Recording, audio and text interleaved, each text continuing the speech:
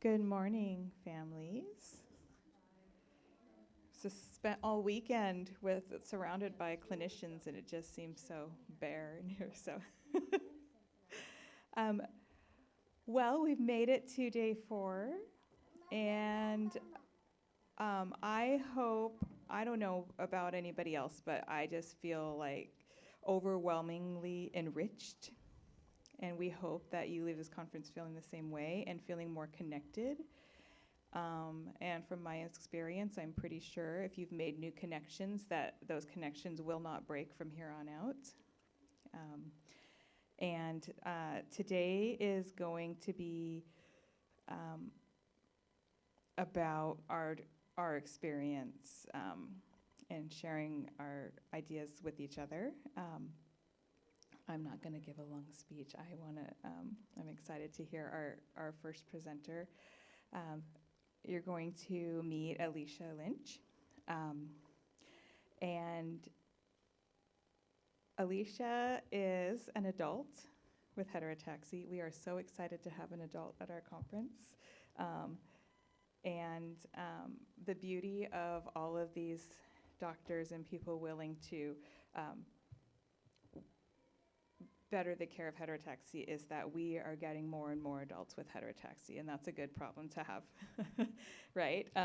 And Alicia, it was so beautiful when she first came, and I was introducing her to the kids, and they were asking her what kind of heterotaxy she had and what her defects were right from the get-go, and they were like kind of just telling her all the information that she needed to know, so it was fabulous. Alicia she was diagnosed here in Boston, and shortly after she went to Emerson Hospital. Her journey has included numerous procedures and interventions, including a bidirectional Glenn, LAD procedure, multiple catheterizations, and a Fontan revision. And despite these challenges, which lymphatic and liver systems, Alicia embraces life with creativity and passion. She loves yoga, painting, drawing, belly dancing, and she finds strength in expressing herself through movement and art. So let's welcome Alicia.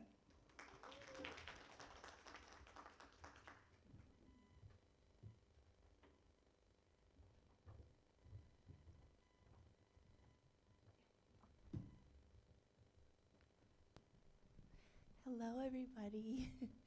I just wanted to say it's so great to be here.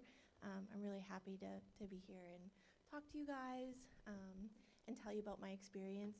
I'm not used to talking in front of a lot of people, so I'm a little nervous. And I don't have anything super prepared except for the questions I was given. And if anybody has any questions at all, I am happy to answer them here, or if you want to pull me aside later, I don't have anything else to do later, so feel free to come up and talk to me, okay? Just going to pull up the questions.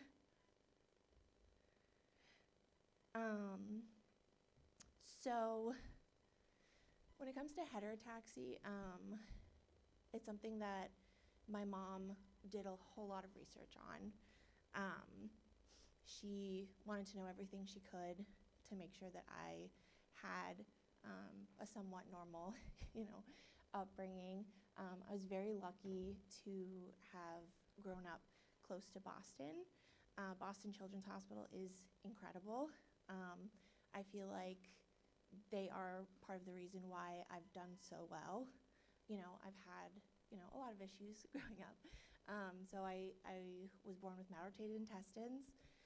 Asplenia, I found out maybe 5 or 6 years ago. I don't have a gallbladder either. And I have single ventricle, so I had a severely underdeveloped left ventricle. So I've had 3 open heart surgeries. I had, my intestines tacked back into place, untwisted. I've also, like Monica said, I've had several catheterizations just to check in on my pressures for my heart and stuff. And it's been a long journey, but I've gotten to a place now. I'm 33 years old, and I feel really good. I have a great team of doctors who I feel like I can lean on for support. And I feel like anything that I come up against now, I'm like, all right, let's go. Like, I've been through the ringer, I can do this. So one of the questions was talking about a challenging time or a turning point that helped me build resilience. And there's been a few. But in 2018, so 7 years ago, I got this sort of mystery virus. And I ended up going to Boston Children's. I had a fever. I had a rash over my entire body. I was at Boston Children's for about a week inpatient. And they were really scrambling, trying to figure out, what it was. But I had a lot of support. The doctors were great. I met with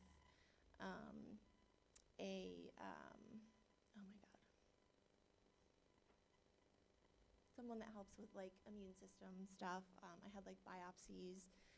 So I really felt taken care of in that moment. And I was able to see the doctors that I needed to. I didn't end up getting an official diagnosis of what it was. But I think after that, I was really like, I can handle anything because, I healed from it. I do have some lingering joint pain, honestly, from it that has been chronic. But like I said, my doctors are there to support me. I've seen a rheumatologist, dermatologist. Again, the Boston area is really great. So I think since then I've had a little bit of a tougher skin just because it was so unexpected. But I think it helped me build a little bit more resilience as an adult after I had already, been through so much as a kid and as a teenager. So what else?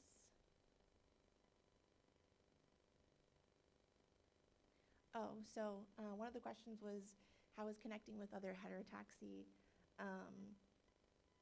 families supported your resilience? Honestly, my mom has done most of the connections.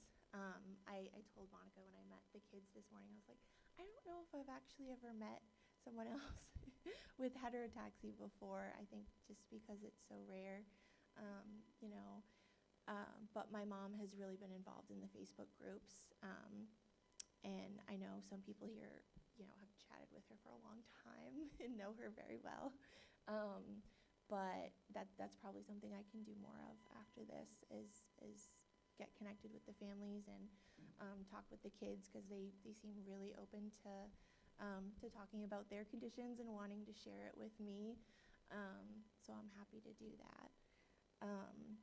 So I think my mom really has been the biggest one to help me with support regarding heterotaxy because she hears the stories from other families, other patients, and she was like, we should look into this, because I know there's a lot of things that are still being learned about heterotaxy and what it's like to grow up as an adult.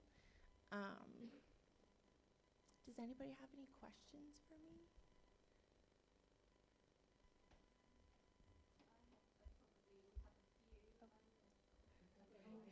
Here, yeah. We have virtual folks, so this allows them to hear it as well. Yeah. Well, it's nice to meet you. Nice Thank you to meet for you your little talk. I'm another adult with heterotaxy, but I was diagnosed as an adult. Wow. So it's all pretty new to me. Yeah. It was 4 years ago. Wow. So, yeah, you mentioned, I'm still going around different departments and finding out more and more. But you mentioned about the lymphatic system, which is something that I'm quite intrigued about myself. So could you tell me a bit about that? Yeah. So honestly, it's not a whole lot that I know about. But I have had, and this is, very basic, but I've had a lymphatic drainage massage before, and I found it really helpful um, with like extra fluid, just like helping to move it throughout the body. I do feel like I don't have a great lymphatic system. I'm not really sure why. I'm so fascinated by this because I'm going through exactly the same thing, and it's all self-taught. Like I'm learning myself. This isn't coming from my medical care. Yeah. But I'm quite passionate about this, so I was very interested. Yeah, in that. and it's tough because I think the doctors are learning at the same time that we are. Yeah. You know, there's a lot that they still don't know either. So I've been asked, usually when I come into Boston, to participate in studies, and I feel like that's been really informational. Even though, you know, they're just studies, they're just learning. I do get results from the studies that I participate in. Sometimes I get a little money too, which is nice. Bonus. But you know, they're still learning too. So I think keeping up with you know, the current research that's going on is good. And also, you know, talking to other families like my mom has, and you know, hearing their experiences, and then you know, looking into if you've had similar experiences or if you might at some point. So I feel like there is a lot that I've dug into as an adult that I've found out. So you know, I didn't know I didn't have a gallbladder, and growing up I had some digestion issues. You know, not super terrible, but they were unexpected, and it was confusing for me to be like, you know, why is this happening? And then to find out later that I don't have a gallbladder, I'm like, well, gallbladder probably would help with that. You know? Yeah, absolutely. So yeah, it's tough. I really don't know a whole lot, but I'm learning probably at the same pace that you are. Yeah, it's really inspiring hearing your story. I'm going to have a lot of Thanks. questions, I think, and I don't want to take over your podium, but yeah. No, yeah, I'm happy to talk. I mean, there's one more. May I? So I've recently been diagnosed with bile acid malabsorption and had issues with my Oh. pancreas, and that's just something else that I'm wondering is linked to heterotaxy, and I don't know if you suffer with sort of bile issues because of your lack of a gallbladder. I don't think so. I've never been diagnosed with that before. But I think I have heard of that. What exactly is it? To be honest, I'm learning myself. Okay. But yeah, it's you know, Probably going to be a lot of that. it's a bit early in the morning to go into it too much, but No I worries, suffer no sometimes worries. with like a chronic diarrhea from it. Okay. And that kind of Sorry, that that kind of thing. But I'm sort of intrigued. Yeah. into the GI issues as well. I've got malrotation, and so I don't know if it's So linked. my malrotation was fixed when I was very young.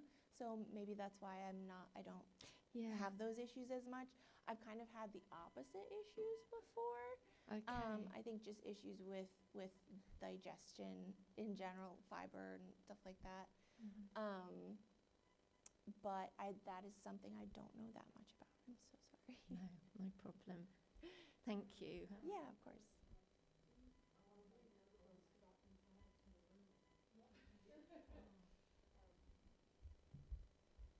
Hi, I came Hi. late to your talk. I'm so sorry. I missed the lymphatics part, but That's okay. It wasn't a lot.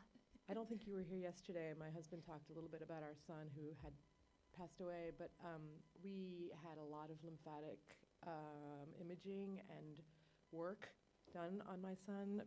He had a lymphatic embolization. He had a lot of lymphatic leaks as a result of some of the of a revision fontan going not well. But the point is that I think we might know the most about lymphatics and who's in the space and who's working on it. Yeah, you And what probably can know be a lot more done. than I do. So find me at some point if you have questions Yeah, yeah, totally. or if you want to ask.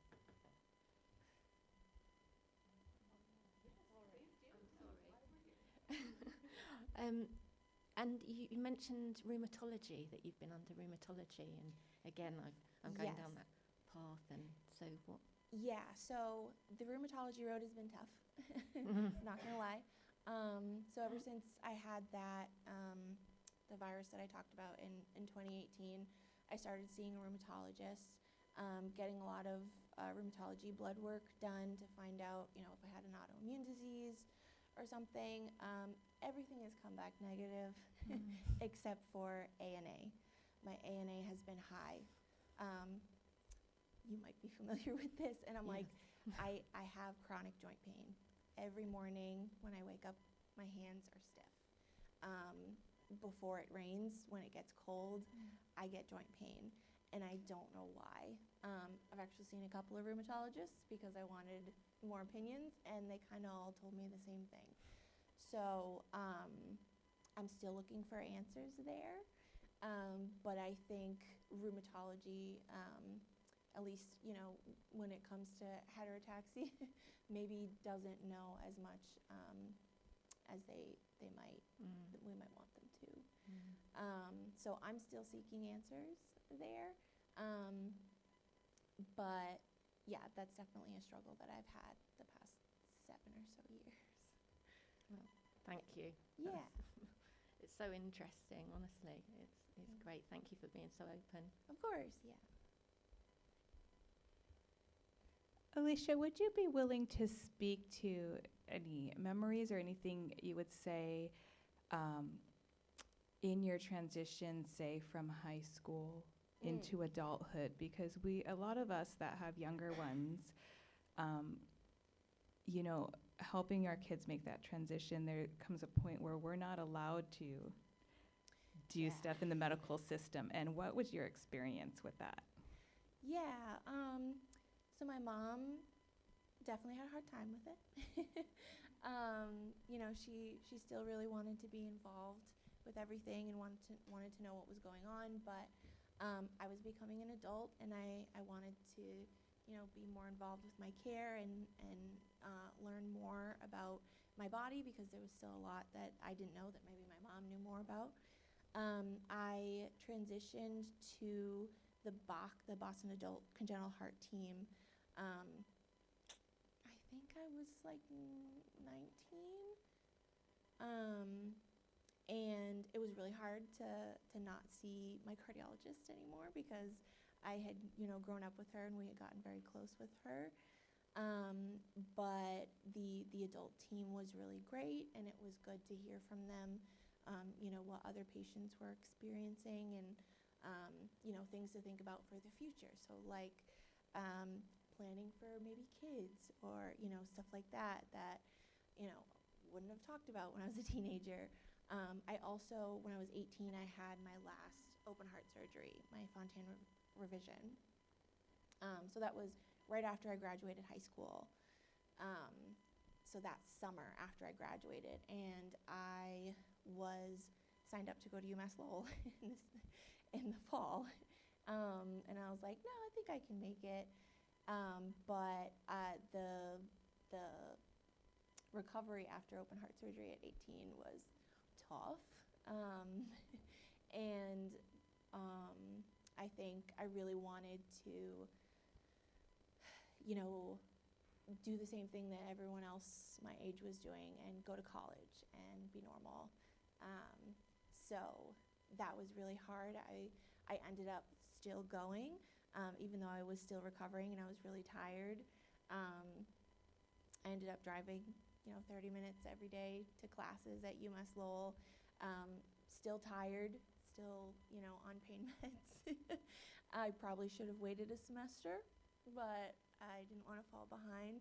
So I think that transition is tough, because you're still dealing with, all of your medical stuff, but you're also growing into adulthood, and you want to do all the things that adults, are doing. But when it came to the doctors, they were really great, especially the Bach team, because I got to see a new rhythm doctor. I can't think of the name.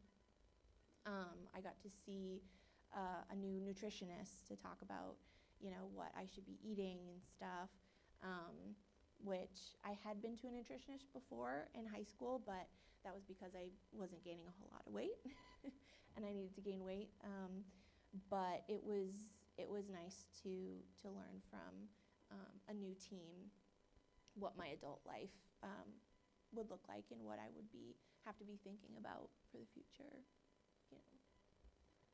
And a follow-up question. Yeah. Do you see all of your specialists through the adult care system at Boston Children's, or do you go into the adult world and find specialists for various things? So most of my specialists I see through the Bach team in Boston, but the rheumatologists, I've seen a couple of them, have been outside of Boston.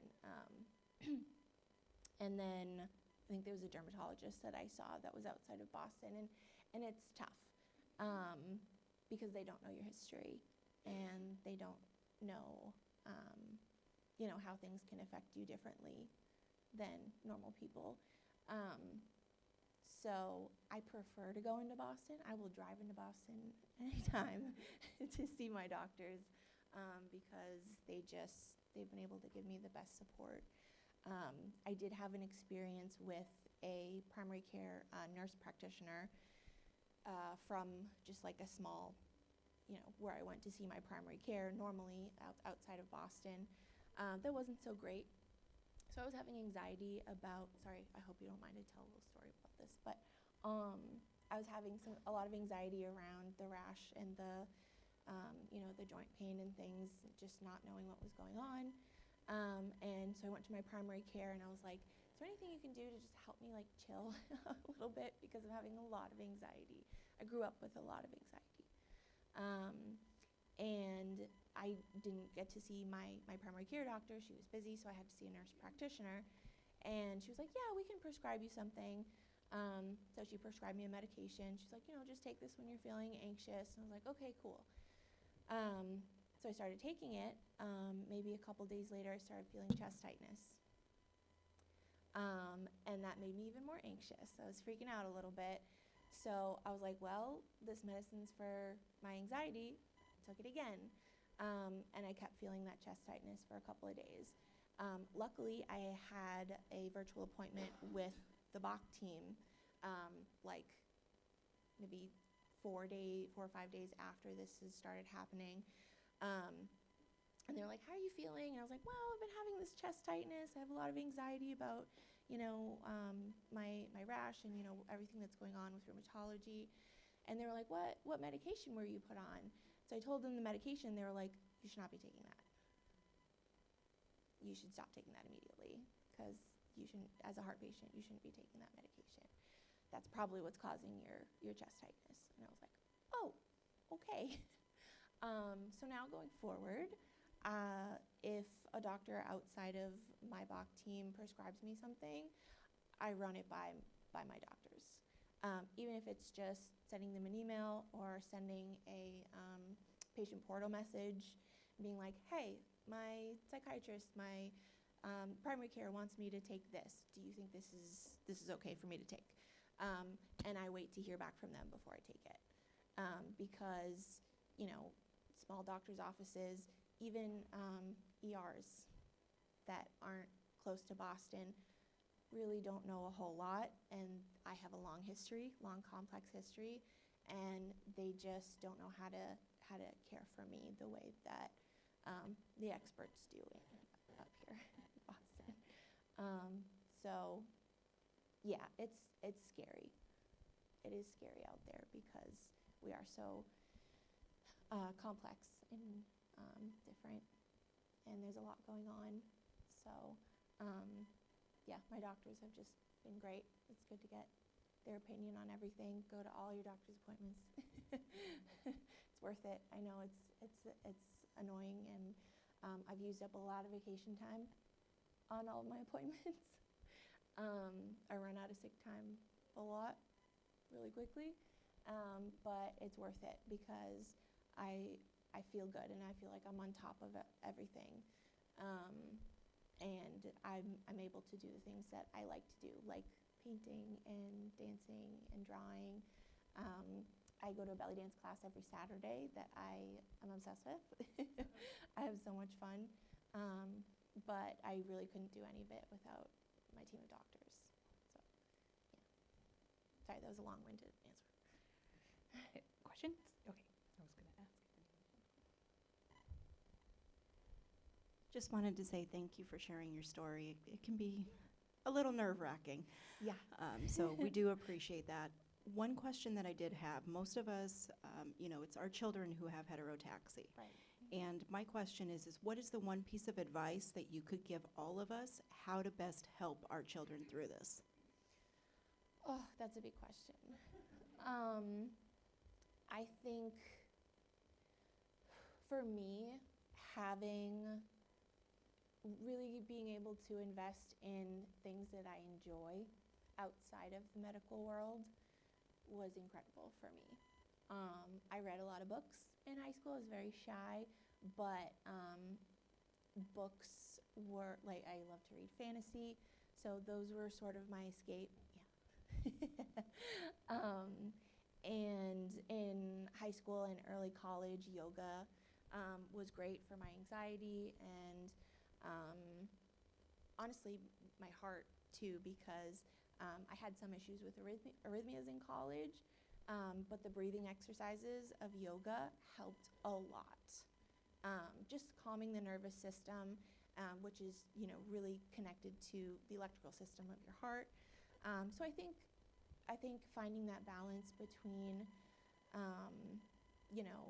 learning everything you can, while at the same time letting your kid just be a kid and just do the things that they love to do, and enjoy themselves.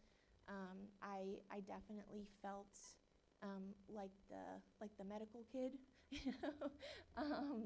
like the weird one who, I have to go to the doctor's office to eat a Twinkie because I have to gain weight, and people are like, what? Or like, I take 5 medications every morning. My life was different from other kids, but I really wanted to feel normal. And I think finding that balance between, knowing that they're special and they have a lot of needs compared to other kids, but also being able to do normal things. I also found a lot of support in the summer camp that I went to growing up. The Madden Open Hearts camp in Western Mass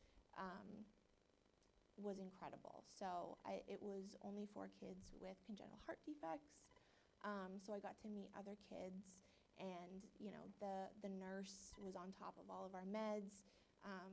They made sure we had enough water and shade, and we didn't get pushed past our limits when it came to exercise. And I think that really helped to make me feel normal a lot. So I went there for years, probably longer than I should have.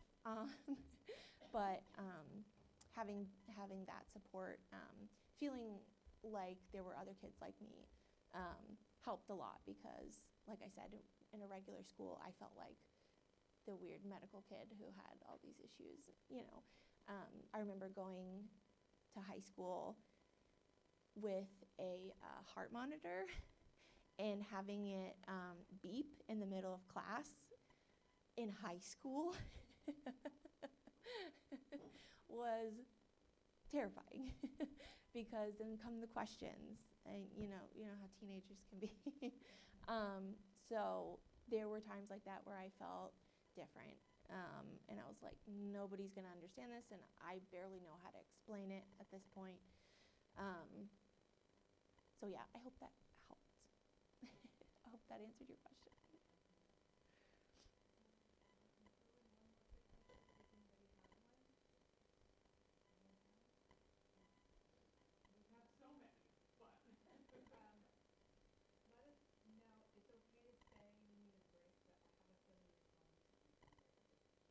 Yeah, okay. I could take one more if there's time. Anybody else? Okay, good. So I have a question, but it's probably not the best to end on. So I don't know. You'll have to make of it what you want. Okay. So I love how you're like on the other side of transitioning to adulthood and everything. And I'm wondering, because the statute of limitations has probably run out. You don't have to share if you don't want to, but I'm like, are there any things that your parents said, like, no way can you do this? And you just did it without them knowing? Because the kids here often do things that their parents are like, no, you can't do that, or they just do it in secret. And so I'm like, tell us what you survived so we can relax, I guess. Does that make sense? Wait, okay, I feel like I need examples of what these kids are doing. So like I went to one thing with like adults, and like some with a Fontan went skydiving, and with the circulation like passed out. Oh my God, Like, and it was in no. front of cardiologists. It was hilarious just watching them like all freak out. And so the kid's like, I do this for sports, like, because they're like, I just want to feel alive after I've been so protected. Or like, Yeah. sometimes you want to risk. And I was like, okay, you know, but you don't need to have gone skydiving. But I also think that a lot of the kids will just do stuff, and it's that tension developmentally between independence, and teenagers are really like, nothing can harm me. And they also like really push against parents, because that's how you're brave enough to go out on your own. And you did, right? Like, even though you're like, I'm gonna have heart surgery and I don't feel the best, but I'm gonna drive with painkillers, you know, it's cool. Oh, God. You know, like, that's the kind of stuff though that like develops who you are. So I'm like, you don't have to say anything, but I was like, or you could just say, yes, I did things. So Yeah. I She's wasn't not here. I wasn't a huge risk taker. I think because I was very sheltered by my parents, and there was a lot of, you can't do this and don't do this, no roller coasters, no contact sports, no heavy weightlifting. Not that I was interested, but I think the two things that I was kind of interested in, but my parents were like, I don't know how, like we weren't told a complete no, but it was like, it's probably not great, is drinking and smoking. I wasn't super interested in drinking, actually. I didn't really drink in high school much at all, or in college. Smoking I was interested in. I have had a few experiences, okay, maybe like 2, where I passed out. But I was okay. Yeah.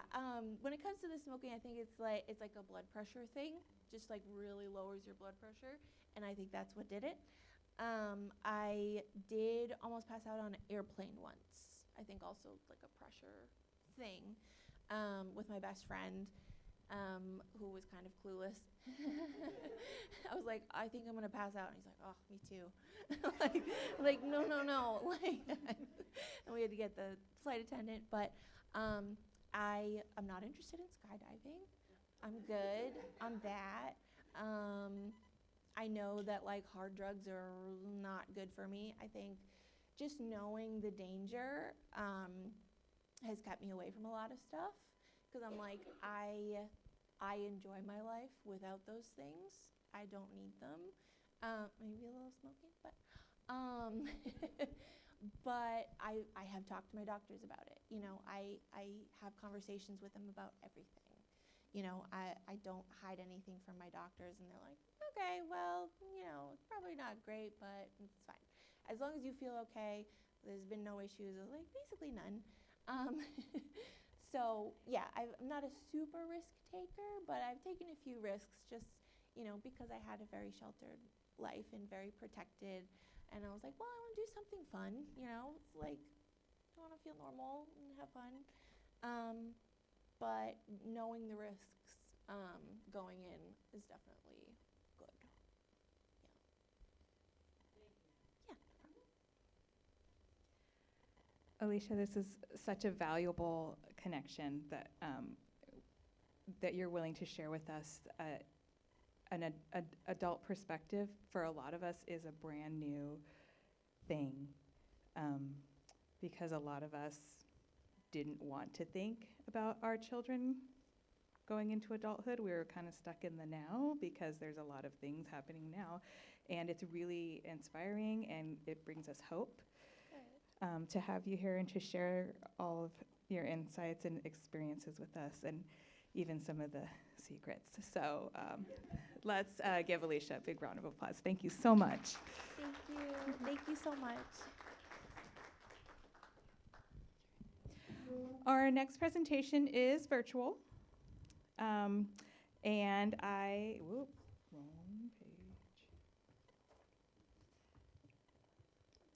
I want to introduce you to Dr. Chrissy Sally. She is a pediatric psychologist specializing in children with medical and developmental challenges and the families who support them. With experience in pediatric hospitals, oncology, and rare disease settings, she now focuses her private practice on helping caregivers navigate complex child health and parenting issues. She also serves as Director of Clinician Engagement and Outreach for the Courageous Parents Network, a national nonprofit supporting families of seriously ill children. And she holds leadership roles in the Society of Pediatric Psychology. Dr. Sally earned her PhD at Ohio State University and completed training at Nemours Alfred DuPont Hospital for Children, NYU Langone, is that how you pronounce that? Sorry. Hassenfield Children's Center and Memorial Sloan Kettering. And she'll pop up here in a moment. Morning.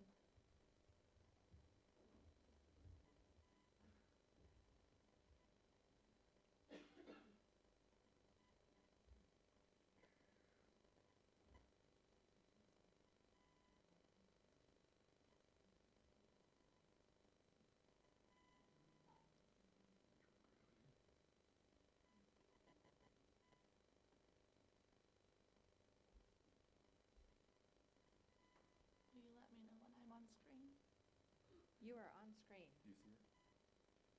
Great, I'm sorry, I'm seeing bodies that look like they're working on tech, so. You don't hear me? Okay. And I'm at 92. All right, just start talking so we can adjust the setting. Sure, okay, great. I will go ahead and share screen then. Share screen is not enabled.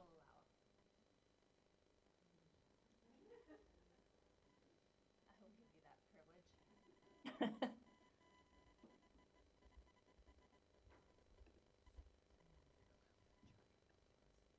Okay, so you all should be seeing my screen now. I can hear myself as an echo, but hopefully it sounds good on your end. It does. Will you just tell her? Okay, great. Yeah, it does. Okay. Okay, good morning, everyone. I'm so glad to be here with you in this virtual format. I wish I could be there in person, but that is unfortunately not always possible. I am coming to you today from New York City, where I live, and I guess we'll maybe get some of this nor'easter before it hits Boston. I don't know. I was asked today to speak about the family experience, and that is a really broad topic. And I'm grateful to Renee, who allowed me to shape a presentation with a lot of flexibility this morning. So I wanted to hopefully provide a very, very broad overview of the family experience in terms of understanding why a family is impacted, but really honing in on hopefully some helpful nuggets to you as you support any other children that you have in your family, and especially as you tend to your own needs as a parent.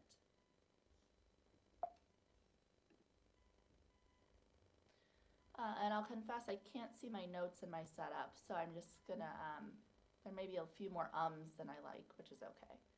So I like to present this circle when we're talking about the family experience, because this is an image that I borrowed, and many of us in this psychology space borrow from a researcher named Yuri Bronfenbrenner, who spoke about child development in this sort of image where he said a way a child develops is an interaction between themselves and all of these people in the child's life. And so you can see these lines connecting the child circle, or you could think about if there were lines connecting one circle to another, that they would be bidirectional. Like imagine an arrow on either side. So here you have a child in the center of their own development, and then you have those that are closest to the child having maybe the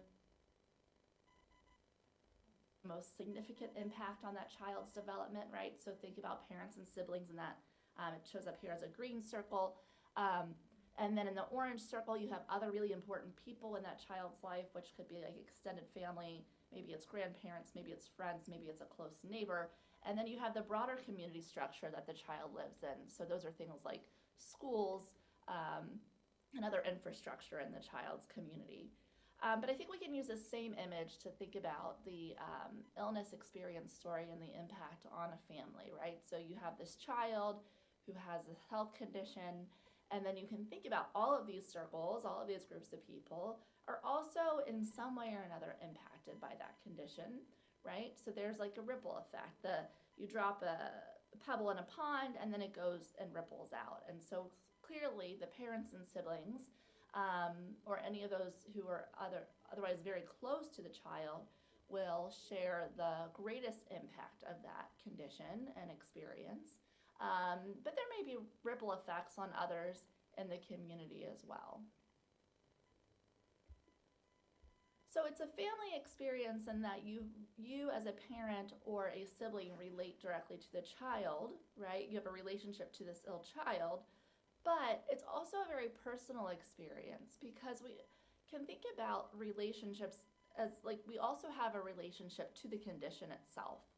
And in some places, you may hear of thinking of a serious health condition as being another person in the family or another being that has, a personality and mind of its own that everyone in the family has a relationship to, right? So certainly the child with the condition has a relationship to that condition, but the other people in the family have a relationship to that condition as well. A good example of this is it is perfectly reasonable and normal for you as a parent or caregiver and the siblings at times to really resent the impact of this condition on the family life and the family's day-to-day. That's not the same as saying you resent this child, right? You have a loving relationship to the child with the condition, but you can resent the condition. You can be angry at the condition and what it requires of all of you and your family structure to live with. So you have both a relationship to the child has a relationship to you, everyone has a relationship to the condition.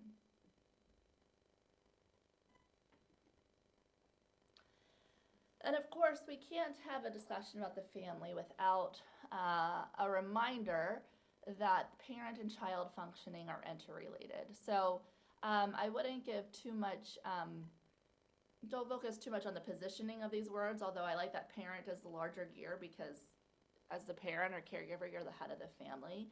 But everyone's functioning affects everyone else's functioning.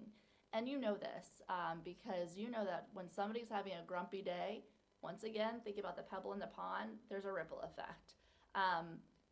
Everyone is affected by the person in the family who's having that grumpy day.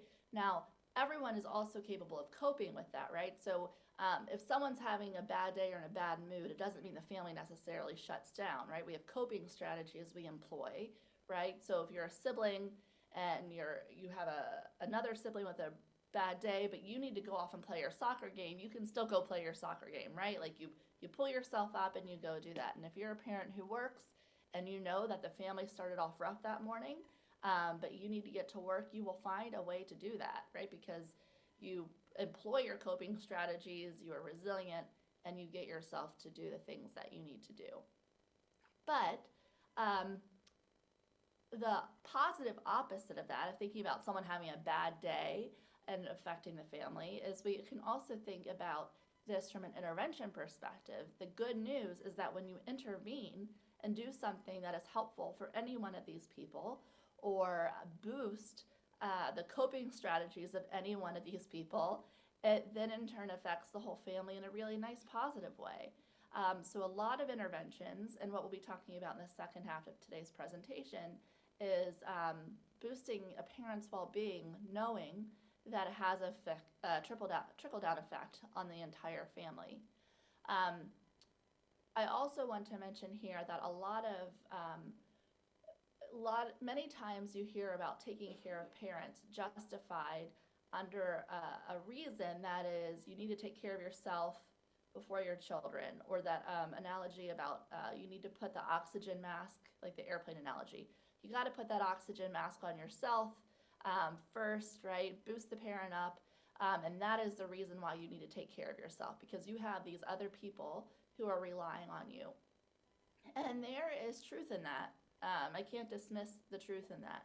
However, that analogy, I think, doesn't always work for me personally. One, because I worry that it comes with some guilt, in that if you are in a bad place and just can't pull yourself up by the bootstraps in that moment or in that stage of life, it doesn't make you a bad parent, right? We all go through hard times. So if you can't tend to yourself the way you wish you would be, you're still doing a good job as a parent. Two, that is not the only reason to justify tending to self. You can also take care of yourself because you're a person who deserves it, not just because a family is relying on you. So you deserve to feel as well as you can. I'm going to share this video, and I think the audio will work, but someone can let me know if it's not working. This is my colleague Jennifer speaking about how she and her husband thought about the family experience. Their son Ben, here on the left, had Sanfilippo syndrome.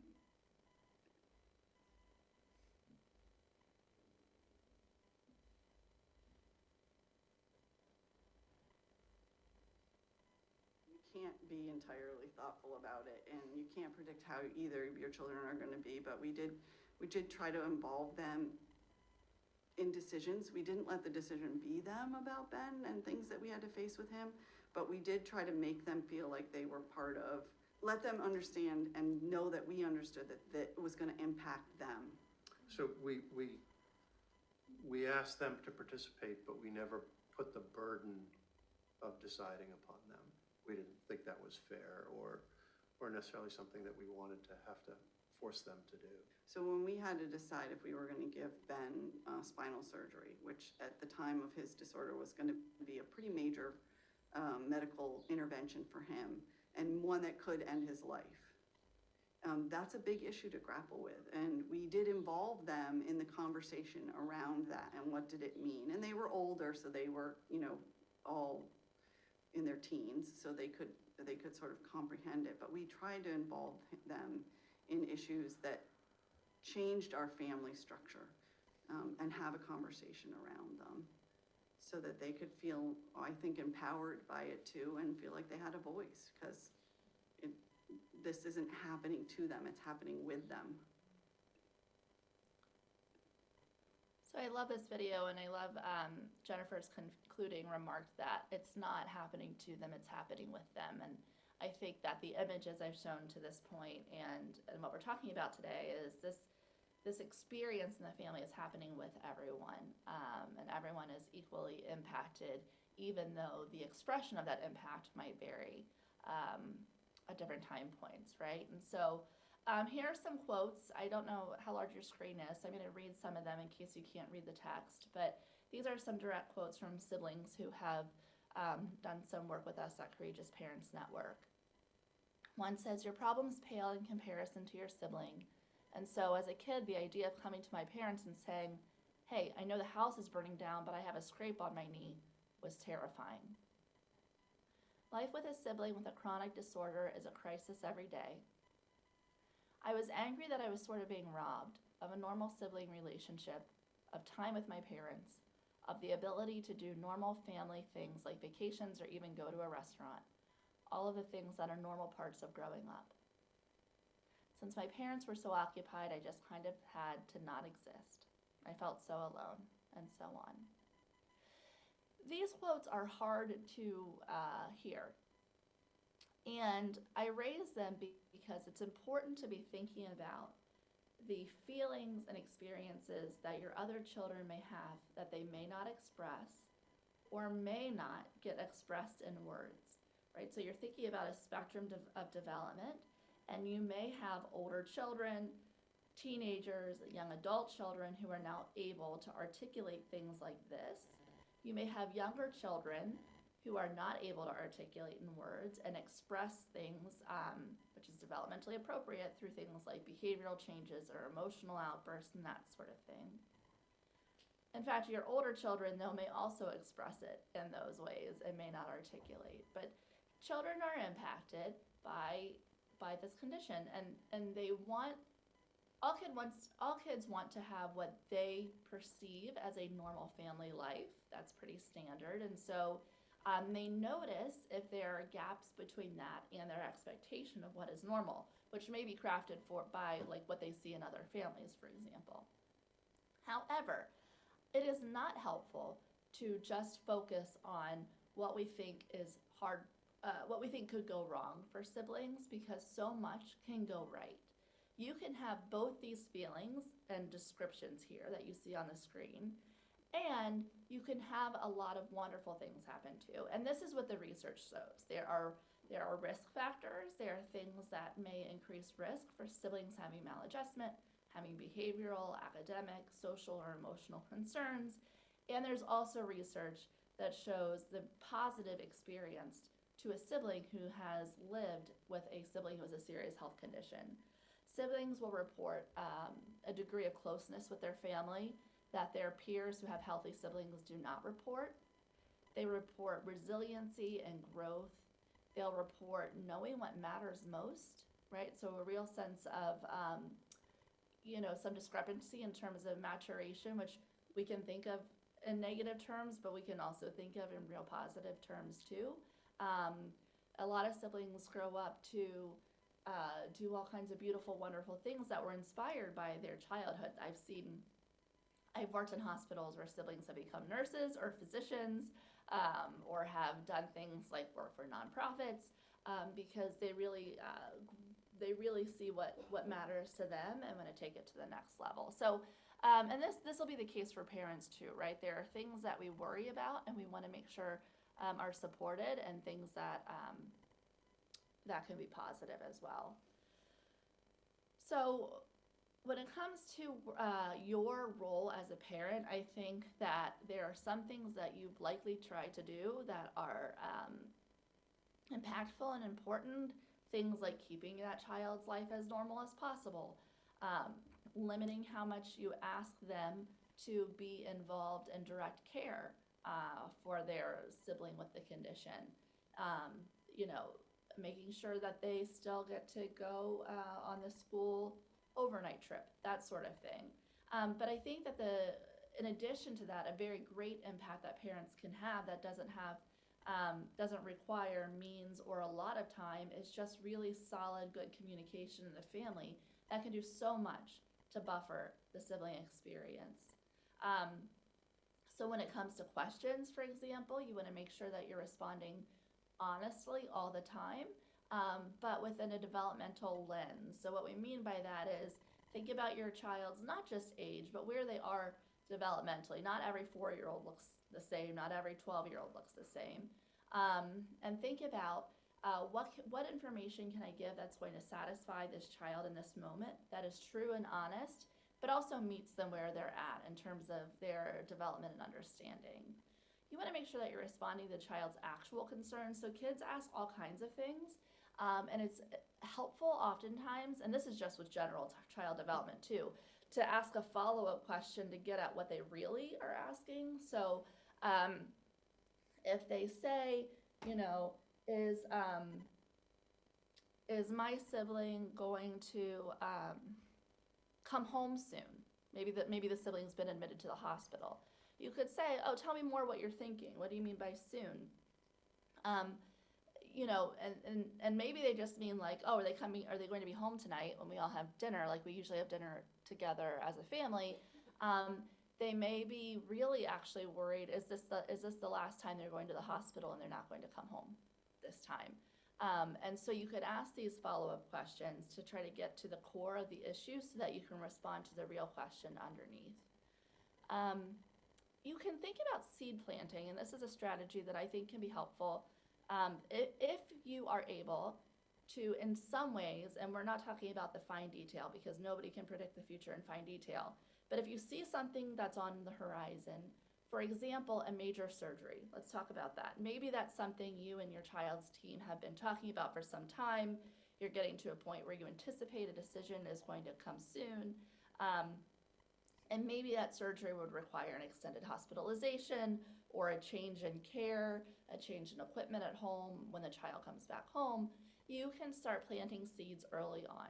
So you can say to your other children, we've been having conversations with your sister's doctor, here's what we're learning. They think that we might have to do more about XYZ problem in the future. Do you have questions about that, or should we just update you when we have more information, right? Just kind of like lay the picture so it doesn't feel like a bomb's been dropped when there's a big change. That bomb drop feeling make children potentially feel like you have been withholding information, which you never want to do, or you don't want them to perceive you as doing. And it also increases the feeling of unpredictability in the family. And everybody wants predictability.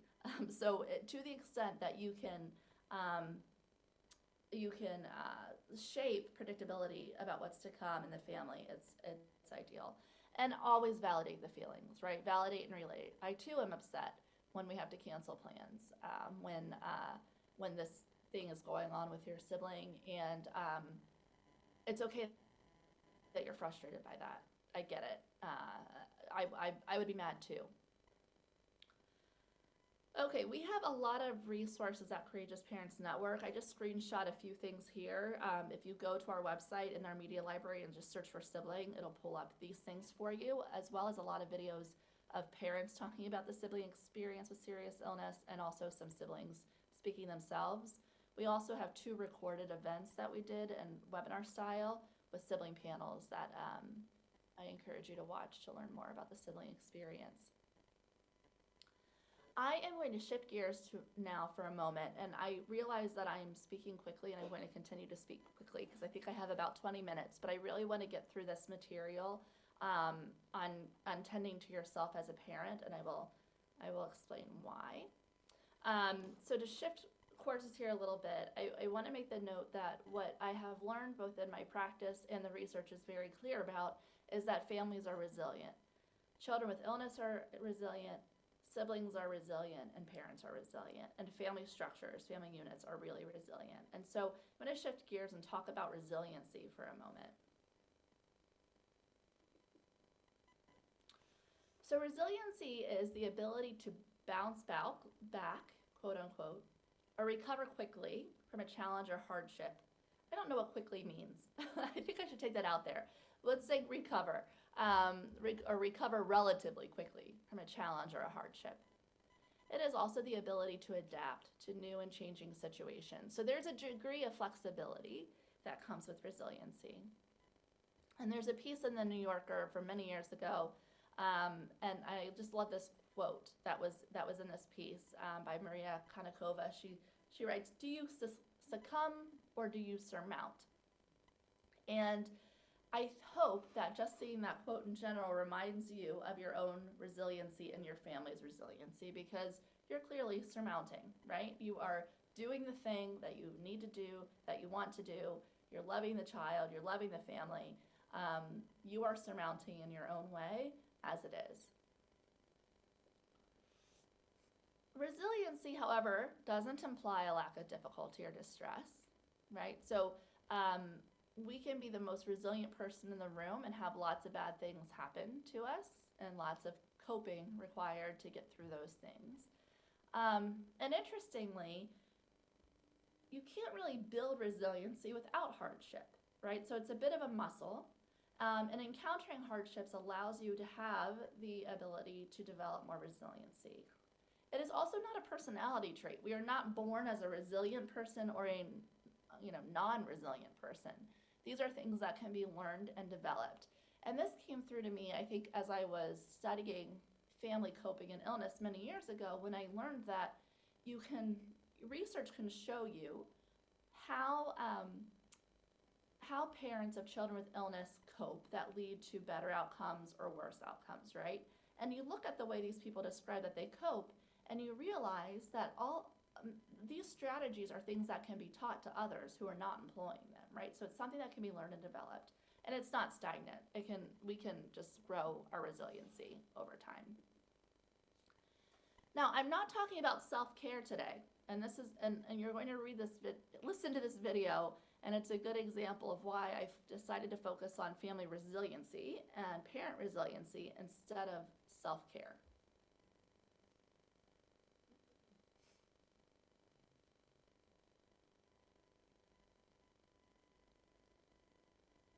You don't realize that you're in stress. Yeah. I didn't recently, as far as I'm concerned, you would have asked me a month ago, do you have any stress? I'm like, no, absolutely not. Why would I have any stress? Because I'm so used to my circumstances that I don't realize it. I actually broke my crown because I don't realize that I cringe at night. And then like for the last month before that, like I woke up and my tongue hurts. It was like swollen. I'm literally biting my tongue and I don't realize it because I'm clenching and I have stress. What I want the most, if someone were to ask me, I want to be able to send me somewhere where I don't care what it is, so long as it's a clean room. I don't want to pick up anything. All white is what I prefer, and I want to sleep for a whole entire week. Have someone take care of me, give me my food so that I don't have to think about what to do with what, none of it. Yoga sounds like work to me. I don't mean to be whatever, but like yoga to me is like exhausting. I have to then sweat and then have to take a shower and then I'm going to be hungry right after that. Like, no, I just want to just be. And as to meditation, I actually know how to meditate. I learned that as a child, as a byproduct of something. And I don't know that that would work either because being quiet, all I'm thinking is all the things. I want to sleep because I'm unawares, but I also want to, all the time when I am awake, I want to be busy. They probably think I'm nuts on my younger son's school because he's in middle school, and on special occasions like Valentine's. I'm going to stop there for the sake of time, but I think that the general idea is conveyed, and I don't have a camera to see any of you, so I can't see if there were facial reactions to this video. But I hope at least someone in the room nodded their head or smiled when they hear Jeanette say that, like, self-care, what she really just wants is to, like, sleep in a clean room and to have other people take care of her and feed her. And I love this so much. And she says, yoga's work because you have to sweat and then bathe after. And meditation, she's afraid will be noisy in her brain, and she doesn't need more of that. And she goes on to describe, which I cut off here, how if she is going to be alert and not able to go sleep in a white room for a week, then she wants to do something like fun and productive. And she goes on to describe these elaborate gift packages she makes for her other son's teachers. And so the reason I don't love talking about self-care is because it's undefinable, right? It's really like there's a broad definition. It's like doing something for yourself that like is helpful and makes you feel good. And what I have learned is that varies so much. From parent to parent, and we can recommend yoga. Yoga is wonderful, but it may also be, texting with a friend on your phone throughout the day. I mean, there's self-care really is an individual process. So we're focusing on resiliency. And I want to talk about this because every person, so this applies to siblings too, it also applies to the unit of the family, has risk factors in their life, and then they have resiliency factors. So risk factors could be things like unstable housing, unstable job, mental health concerns, maybe learning disabilities for some children. And then we have these resiliency factors, someone who's creative, someone who problem solves, someone who knows how to cope under stress, someone who knows how to build relationships with people. These are all these things that buffer out the risk factors in our lives. So we talk about resilience because it truly is a buffer. It can buffer risk factors. It can also buffer mental health challenges like depression, anxiety, post-traumatic stress disorder. Resiliency can help with your physical health. Again, the reason we're talking about this today is because your well-being affects the well-being not just of yourself, but your family. And then the reason I personally like to talk about resilience is because we all have it to begin with. We can grow it, and we deserve to feel resilient and well. These next few slides I am going to go through quite quickly because of time. Feel free to take pictures of these screens, but I will also give the PowerPoint, and it can be distributed after the fact to all of you. So we're going to go through this quickly, but just hang in there. In terms of thinking about your own resiliency, I have 3 domains that I would encourage you to think about. Connecting with your own strengths, healthy thinking, and then community.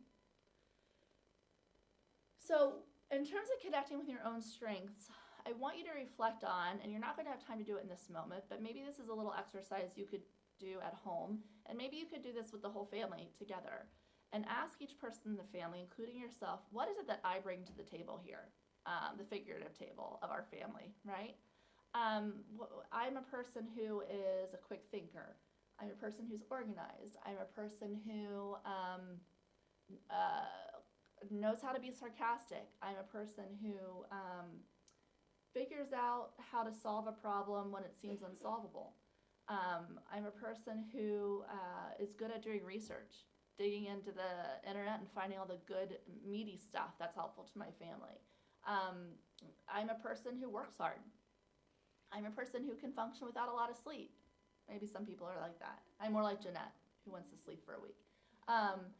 There are all these things that you bring to the table, but we often don't think about it. Like really, we don't spend the time doing a little basic analysis of ourselves and saying like, oh my goodness, there's so much about me that is getting me through and that I could capitalize on. And when you focus on your strengths, it reminds you that you are competent and capable. And sometimes that's overshadowed by things that are going wrong. I dropped the ball on this, we were late to this, I forgot to sign the permission slip for this, we missed the appointment for this, right? Like those things happen, and I think they overshadow all of the great, wonderful things that we are doing. So be thinking about like, what are the positive qualities that you bring to this family experience?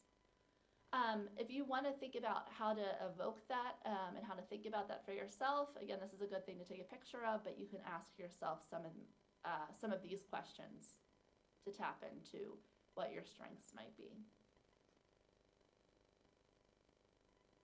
Here are some words that people might describe some of their personal strengths. You can see how even if one of these was a strength of yours, how it could be useful as you're tending to your child and your family, especially persistence. Families of children with medical complexity are persistent, just naturally. I know that you are already by nature of your experience. So connecting with your strengths is one way to tap into your resiliency, and then healthy thinking, or the power of how you perceive situations, is another way. So this is a big body of work. If anyone has heard of cognitive behavioral therapy, or CBT, that's where I'm drawing this from. This is the cognitive piece. Cognitive is just a fancy scientific term for thoughts. And the idea is that the way we think about a situation can really shape how we feel and how we react. I'll give an example actually on the next slide. But I want to stress, I can't stress enough, that healthy thinking is not necessarily the same thing as positive thinking. It can be, but usually healthy thinking is balanced thinking. It is buying a lottery ticket and saying, I could win, someone has to win. Not necessarily, I'm for sure gonna win this lottery, right? Like that's great if that's where your mind goes, but generally healthy thinking is just more balanced, rational thinking. So when you're having a thought about something, imagine the thought bubble above your head when you're facing a stressor. Be in tune with how you're thinking about it, and then ask yourself, is this way of thinking about this problem helping or hindering? Okay, so for example, your child is admitted to the hospital. And is the thought bubble, the first thought that comes to your mind, here we go again. This week is now destroyed. Everything we had planned this week, it's done for. We can't do blah blah blah. Or can you say, ugh, thinking that way, there may be truth in that, but it's not helping how I feel, and it's not going to help me respond the way I want to respond. Can I shift the way I'm thinking to something like, we're admitted again, this is hard, but we have done this before. And our family now knows a routine, and we're going to employ the routine to the best of our ability, and we are going to get through this week, just like we've done it before. And you can see how that's not a rainbow and butterflies thought, but it's a little more balanced, and it probably produces a better outcome in terms of how you're thinking or feeling. So here's some examples. Are you a person who can go in and say, nothing ever goes my way? Or do you say, well, today's problem doesn't mean my future is bleak, right? It's not like nothing ever goes my way or nothing will ever go my way. This is all my fault. Or can you shift the thought to, ugh, okay, I made a mistake, but I might be able to learn something from this experience and prevent it from happening again. Are you a person who thinks, ugh, I've always been this way? Or can you say, I've been this way for a long time, but I'm open to changing this because I am not a stagnant being. I am a growing, learning human. Here's some examples. We're not going to go through these exercises now, but let's see, something in the chat. Let's see. Okay. You can think about how in these situations you could think in a way that is more helpful or less helpful. Okay, community and belonging. This you know, and you're all together there in the room and then virtually in community, even if you can't be there physically. You know the importance of community and belonging, and it's so huge. It's a fundamental aspect of being human.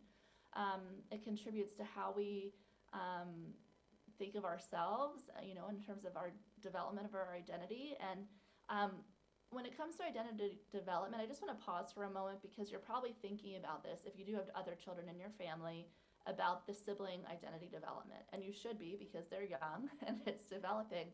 But our identity as adults evolves, like forever, right? Like before you had this child with this condition, you would have maybe described yourself this way, and now maybe you describe yourself a little bit differently. And that is going to continue to evolve. And so having community around to be part of shaping that makes sense to you is really important and also special. It also allows you to be your most authentic self when you're in community with people that understand you, understand your experience enough, right?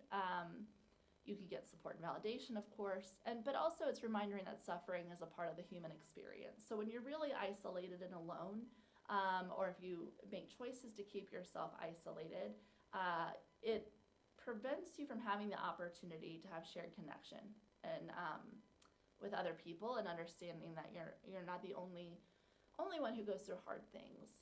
I always have to state, and you may have experienced that yourself, that your community may change. So those who supported you prior to having your child with a serious condition may not be the same people who support you the way you need it after you've had this child. And I hear this over and over again in the pediatric cancer community, which is where I've done a lot of my work, that some of those relationships fizzle or they kind of go further back, a little further away from you. And then there are some other people that lean in, and the people who lean in might take you by surprise, and they may be brand new relationships, right? So like the people in your care team, another person in the community who has a child maybe with a different condition, but you still kind of like get it with each other, and that sort of thing.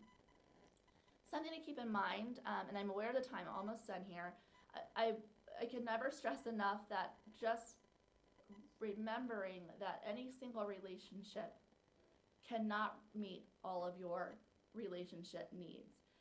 And I think that's so important to state, because that means your relationship to your partner, if you have one, your relationship with your mother, your relationship with a friend. They're all important, and none of them can do 100% of filling your social or relationship or support cups. So you do need to diversify in some ways, right? Different people are going to meet different needs.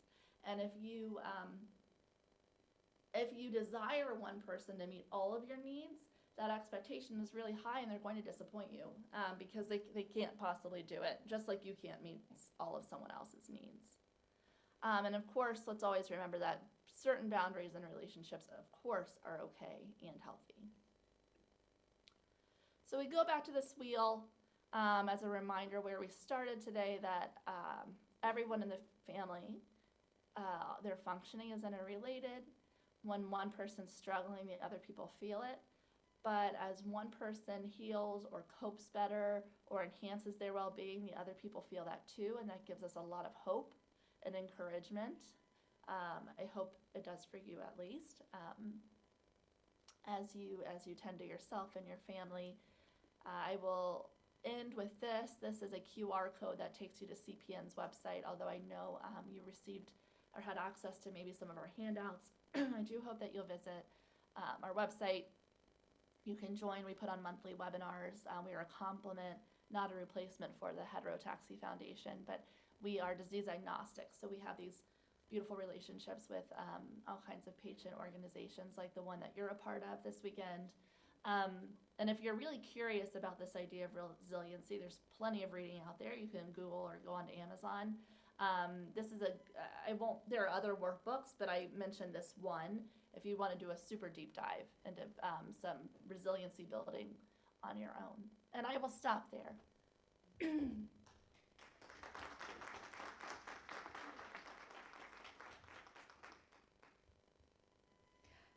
Thank you so much, Dr. Sally.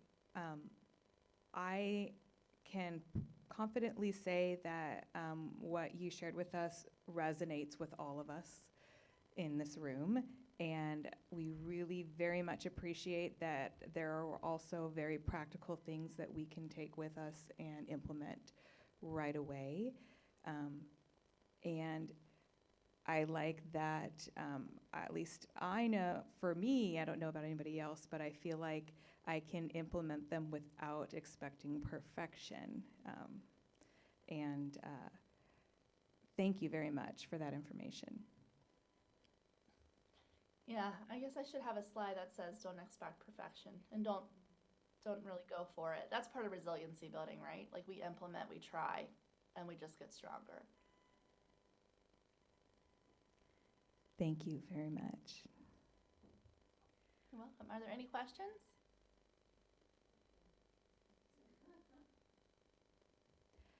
Is there a way that anyone can contact you if they have a question in the future? Yes, you are absolutely welcome to share my email address. And maybe you all can find a way to do that. Renee has that information. And I welcome any emails, absolutely. Thank you so very much. Sure. Enjoy the rest of your day. You as well. Thank you.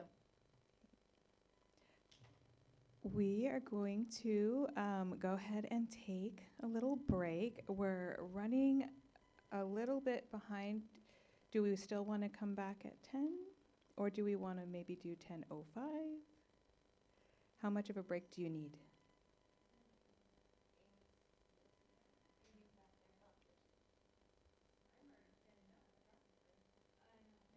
Oh, Amy took her break already, so.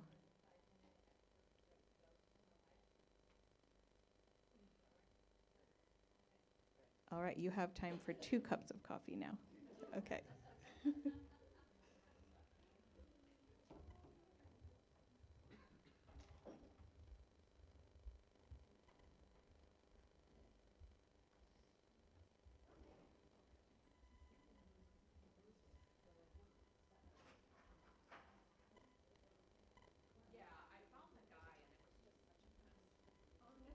It was such a mess.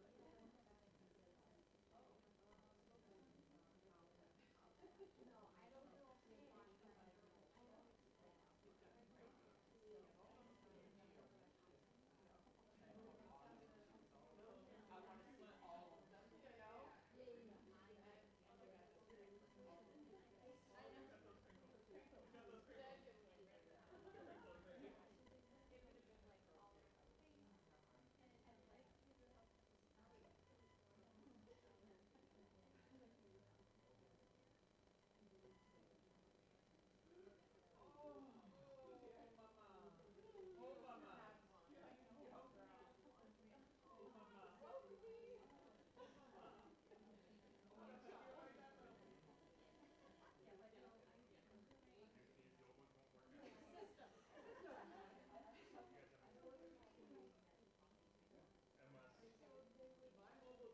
didn't work. Your mobile key left. Okay, I'll go get you. I'll go get you. He's got it. You have one?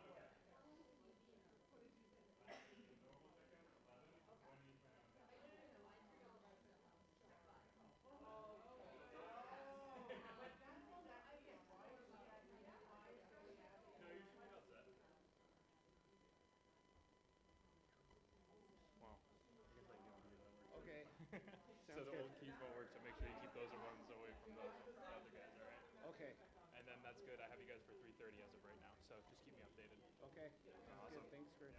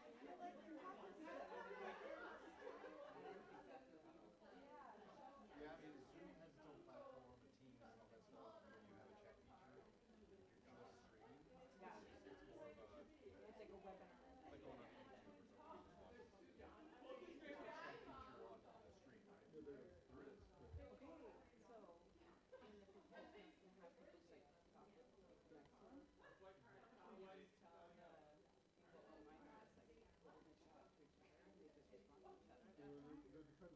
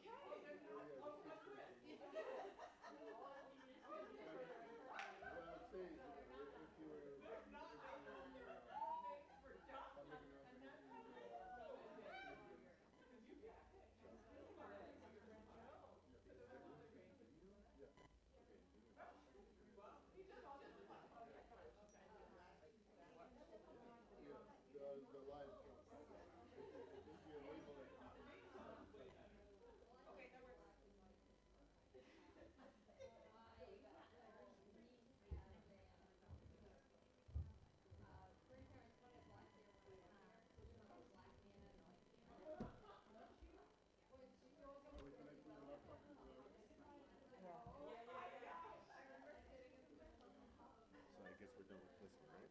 Yeah. Need audio? No. Just video. What I'm wondering is like, it's an hour. I just want to sit down. I don't want to stand up. Yeah, I'm like, there's chairs today. Just sit like we're the previous lady.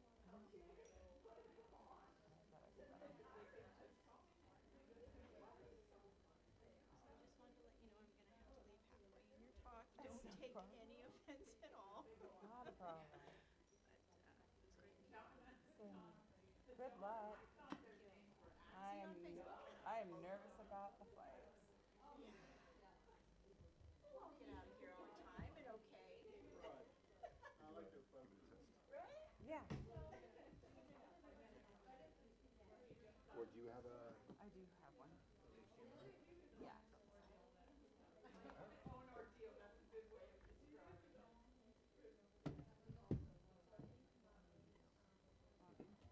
Or like, it's the wrong side. Tell you what. Let's go ahead and unplug that, and I'll bring it around the table with me.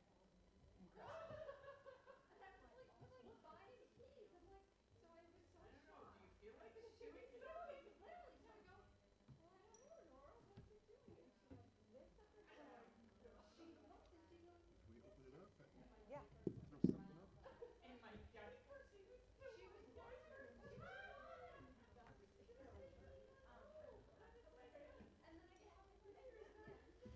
And do you want this down there? Yeah, so then I can have my So you don't have to have, okay. Daniel, I'm going to put this, just the stand down here.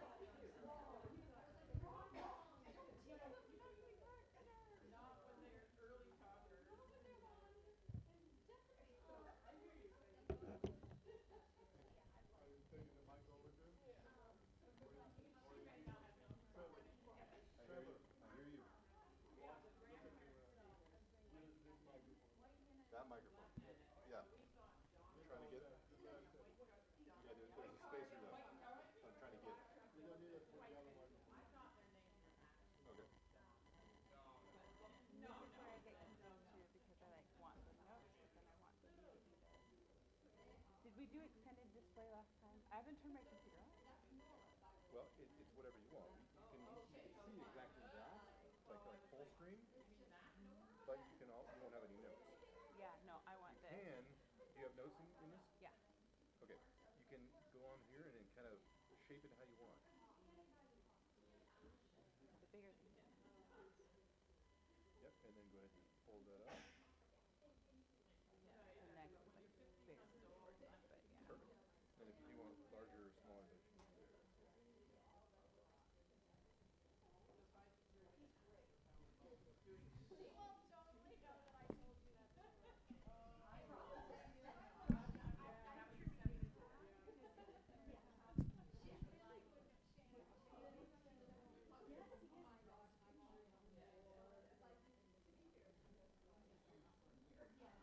Is this close enough, or do I have to be like right on it?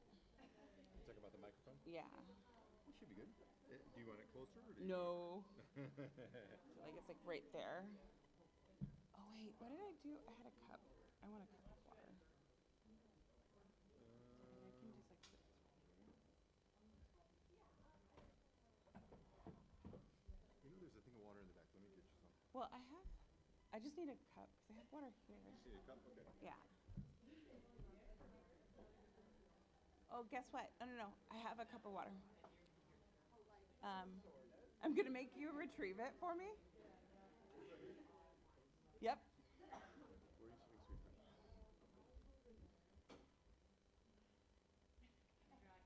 you sitting, sweetheart? Yep, that's it. Brilliant.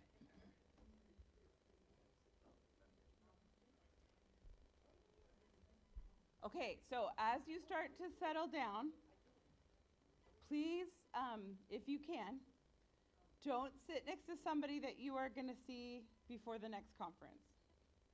So like, don't sit next to somebody that you came to the conference with or somebody that that you'll see. Does that make sense?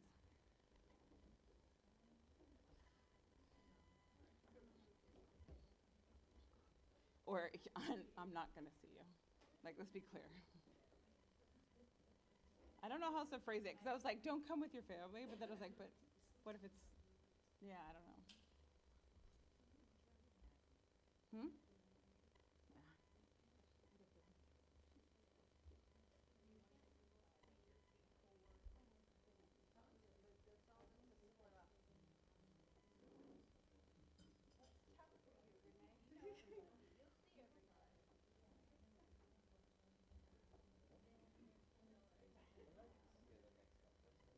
Maggie's like, see ya.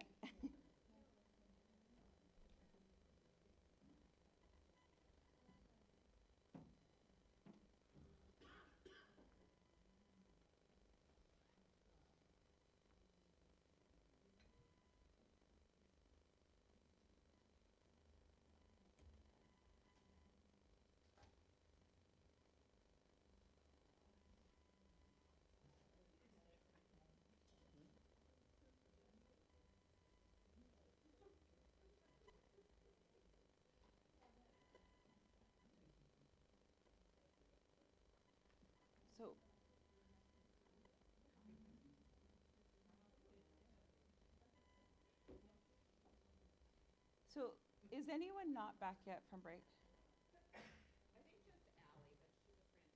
And that's like really embarrassing to call her out. We can clap when she comes in. Well done.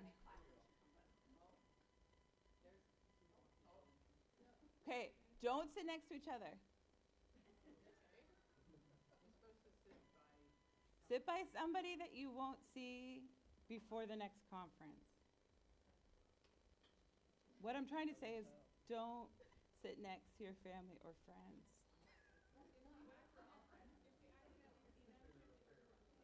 Yes, I want to know.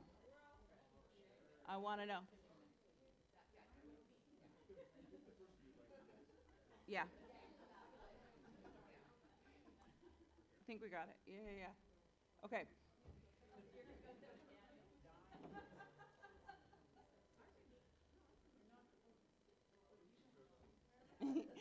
Here we go. Okay, so we're a lot more informal today, right? So I'm just going to get going. Just really quick, if anyone doesn't know who I am, I'm Amy. I'm a heterotaxy parent. I'm also a licensed clinical social worker. And it's just been a long conference, and I don't know if you feel like I do, like my brain is full. Like in sign language, there's a sign for like when you have eaten too much, that I'm this full that it's exploding out my ears. And I feel like that fits how I feel with like the knowledge and everything too. So I had something like more academic, and I'm like, oh no, we're just gonna be more casual. So the reason I kind of have you sitting together is I'm gonna have you like talk with people next to you at little different points, just because I'm done sitting and just watching. Okay, so the first thing I wanted to talk about is how parents of medically complex kids are often referred to as superheroes, right? And what are the problems with the superhero myth? And, why do we push the superhero myth? And we don't wear the superhero cape because we want to be heroes. We wear it because it helps us survive. Society loves stories of strength, and systems quietly depend on us doing the impossible. I really, really want to emphasize about how we are the unpaid labor force for our children's care, and the care systems are designed in such a way that the burden falls onto the parents. And then we're superheroes and we're so great, but that's also how they feel okay with what is asked of us. The superhero label can feel really good because it makes us feel like, yeah, we are really amazing, we're really tough. But it also isolates us. And this is where my husband and I disagree. Because I was like, superheroes are like, Batman, he like lives alone. Or like Clark Kent has to have an identity to like be with the people. And he's like, you haven't read comics. But I was like, I've watched movies. So he doesn't agree with me that superheroes are isolated. But I really feel like in all the movies, they don't fit in with everyone else. And he's like, well, yeah, that's when they have like their superhero squad. And I was like, yeah, but that's also because the movie needs to make money, so they bring lots of good actors. Okay, as a side, but basically it kind of goes over, one thing that is like we cling to that superhero myth too because we want to feel invincible. But the other thing that it also brings about is this like need for perfection, and that we can't really tell people how we are really doing because we're a superhero and we're separate from them, and so we don't feel like we can relate. When we talk about the superhero parent, we often focus on like strength, endurance, and love that knows no limits. And those things are real, right? It's legit. They're beautiful, but they can also become a trap. The myth of the superhero tells us that to be good parents, we have to do everything ourselves, never fall apart, or don't tell people when you fall apart. I mean, how I would cry in the shower because no one would know. And keep smiling no matter what and how heavy the load gets. It teaches us that our worth comes from doing, not being. But this constant drive to be capable and composed comes at a cost: perfectionism, burnout, and a deep sense of loneliness. Because if you're always the hero, who gets to hold you? Resisting the myth doesn't mean rejecting strength. It just means redefining it. It means that moving from heroism to humanity, and from independence to interdependence, and from doing it all to allowing ourselves to be held. And this is where the healing begins, when we trade perfection for connection, when we remember that we were never meant to do all of this alone. The very first step is connecting with yourself. And I love in the last presentation, she did some basics of like CBT to cognitively challenge thoughts. But I'll also say that I'm a little different school of thought. I'm more a humanistic approach. You don't need to know what these different psychology frameworks are. But the way it is like when I have a thought like, I'm really mad about something or I'm anxious about it, I actually listen to that for a second and say, okay, why am I anxious or mad? And I have good reason to be anxious or mad. And I could be like, well, historically, my kid has had a series of bad things happen, so I assume something bad is going to happen again. And then I tell myself, like I assess the situation, try to step back like I would be helping a friend and say, okay, the anxiety existed for a reason. Thank you, body, for sending me that way, but I don't need this. And then I try and send it on its way. But for me, I can't just immediately challenge it. I have to name it and then approach it with curiosity and then think it through a little bit more. Like, for example, the other thing that I say to myself a lot is, this isn't sustainable, but it doesn't have to be. Something is going to give. So then I think through, what is my line in the sand? Like, where is it going to be the breaking point where I'm going to have to drop something from my set of expectations or not do something? So, like, if my kid got admitted to the hospital, or I don't know, and I'm getting behind at work and I'm trying to do everything and I'm not sleeping, I tell myself that's fine because it's not sustainable.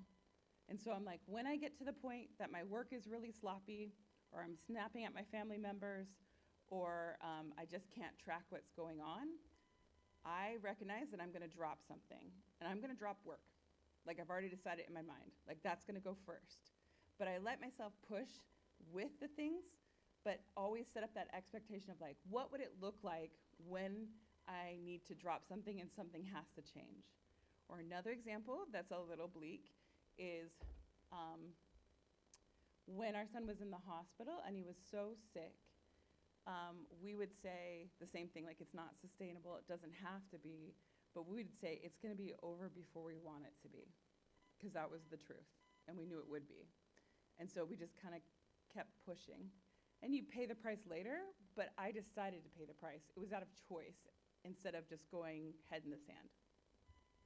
There's this really lovely NPR life kit that I will link later that was all about anger and the benefits of meditating with anger from this monk. It was brilliant. I listened to it years ago and I loved it.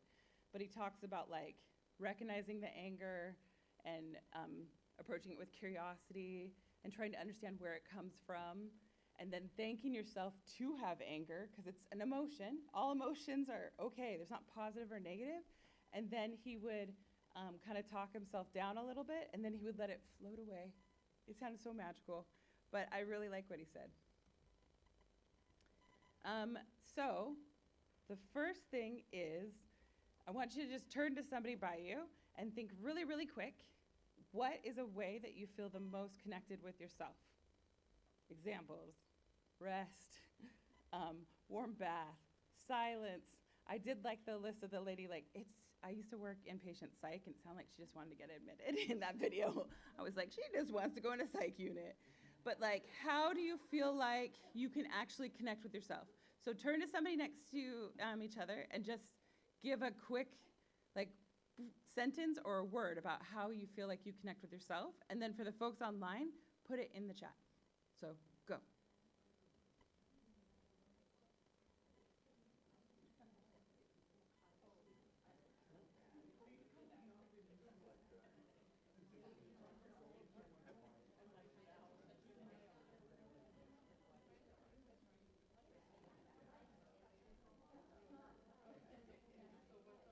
Okay, I can tell obviously that we do need to talk. So I am gonna, like, start just skipping kind of through slides and we'll just go through it real quick. But let me plow through this next one, okay? So if you've gone through, like, basic school stuff where they talk about, like, social needs and stuff, we all talk about Maslow's hierarchy, right? Have you guys heard of that before, right? Maslow's hierarchy. Well, what happened is he actually got a lot wrong. So he studied the Blackfoot Nation and missed a ton of concepts from them. The whole fact that it's a hierarchy wasn't how they see things at all. And so it makes it look like you have to, like, reach each thing. So, like, me as a social worker, they're always like, you have to get housing, you have to stabilize things before people can heal. Nope. What's closer to what the Blackfoot Nation teaches is that it's not self-actualization at the top, it's actually community actualization. And that is actually where healing can be. They also believe that we are born with innate worth already. We don't have to achieve self-actualization, we already have worth. Then we can start to heal by a community, and we can advance ourselves by, what do they call it? They call it, like, cultural propriety, but, like, connecting with your ancestors and your children is also part of it. So the other thing to just realize is that healing and purpose can happen anytime because they happen in a relationship. We don't climb to healing, we belong our way there. So let's go to the next one, and I will let you have more time to talk because we need to, huh? So Something that I've seen a lot of at this conference is a concept called access intimacy. And it's kind of, the way to describe it is like, it's that deep exhale when someone just gets it. Like there's no explanation needed, and it's not like you have perfect access or like you're perfectly understood, but it's about having shared humanity. And people, like I've heard kids say or adults say like, oh, they just get it. Like I'm with people that just get it. So Mia Mingus is this disability advocate, and I will put a link to like her whole lecture because it like blows your mind. But she just talks about how access intimacy is that elusive, hard to describe feeling when someone else gets your access needs. And she also goes on to say too, it doesn't mean that the access needs are actually met, but it's just like you just get each other and you know that you will support one another. And it brings us people closer, and it builds and deepens connection. So how do we have access intimacy in the heterotaxy connection community? Access intimacy is that just like invisible thread of understanding that runs through the conference. That feeling of finally being known without needing to explain. There's such a burden on always having to explain, right? And you start to like launch in it and you're like, oh, no, you get it. It's just really amazing. Okay. So the concepts that she talks about with access intimacy is normalizing access needs. Also being open to feedback when someone's like, no, that's not how it is for me. Deep listening is a key part.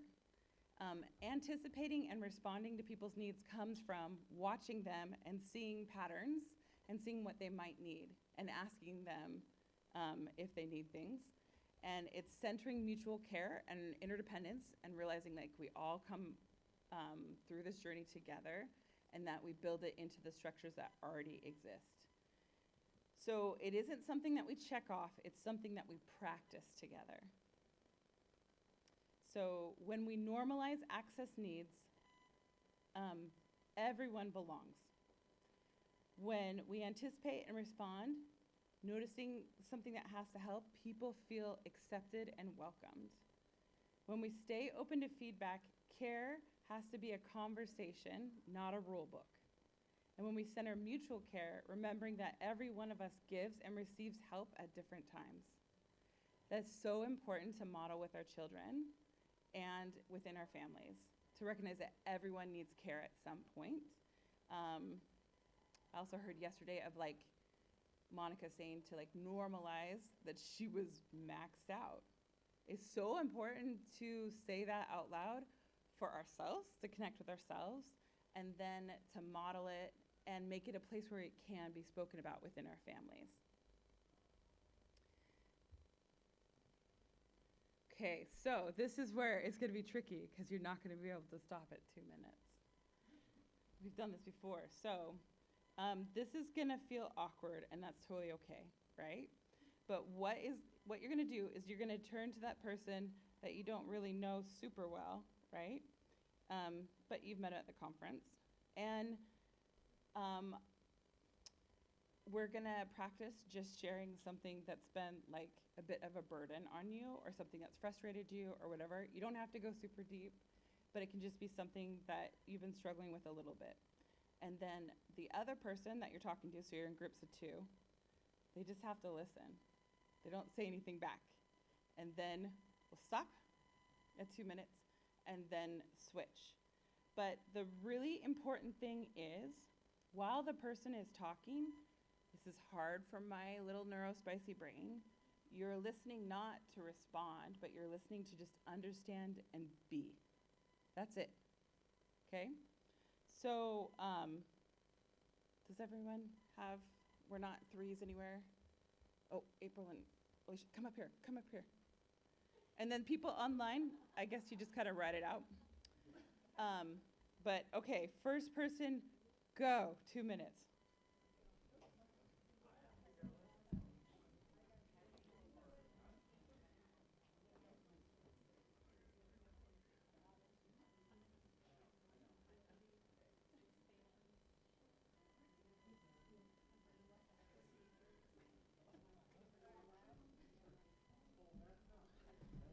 was gonna have her come up here, but then it's like, oh, but she's by herself. Go. 1:30, go. Hmm? Okay, perfect. Whew, oh, that's interesting.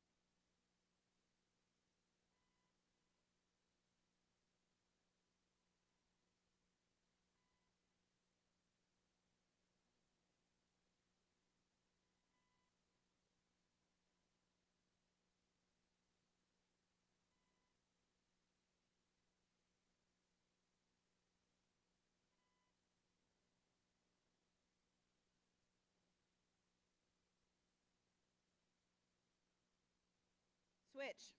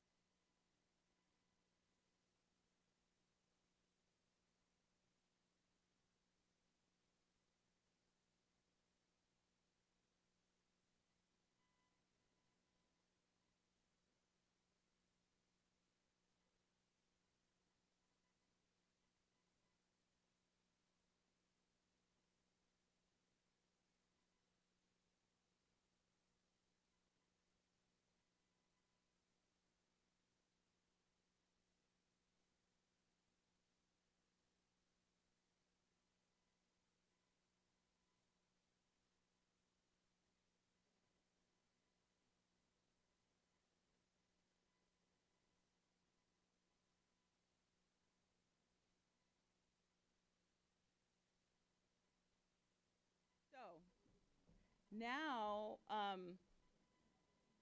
I'm gonna let you have like one more minute. It's really awkward. This is so awkward because you have to cut off when you're starting to get in. I feel like it takes me about 1:30 to start flowing into what I wanted to say. But the next part is that you're just going to turn to each other and say, what do you need right now? How can I support you right now? And part of that is, as medical parents, we don't get much choice, right? But we're also saying that you get to choose. So maybe they'll be like, I need another minute to talk and just vent. Or they're like, what do you think? Or could you just give some feedback? And if they ask for feedback, you're just validating what they're feeling. or you're just giving it back. So I'll give you 1 minute for the first person to ask, and then you guys kind of exchange, and then we'll switch to the other topic. So awkward. Okay, go.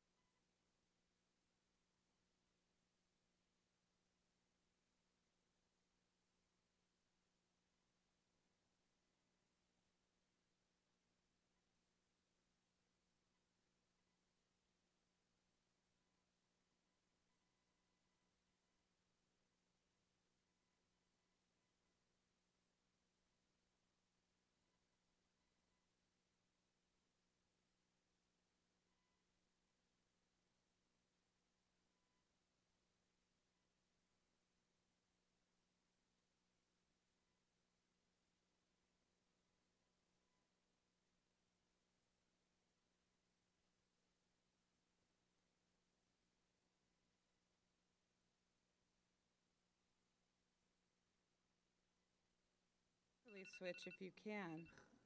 This is what you get for taking away 5 of my minutes.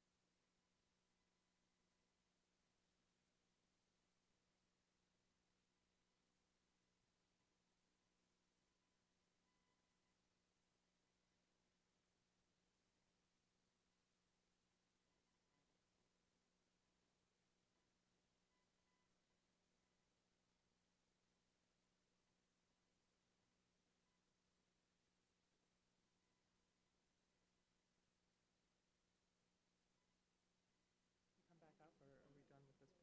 We're done with this part. Yeah, that's the best.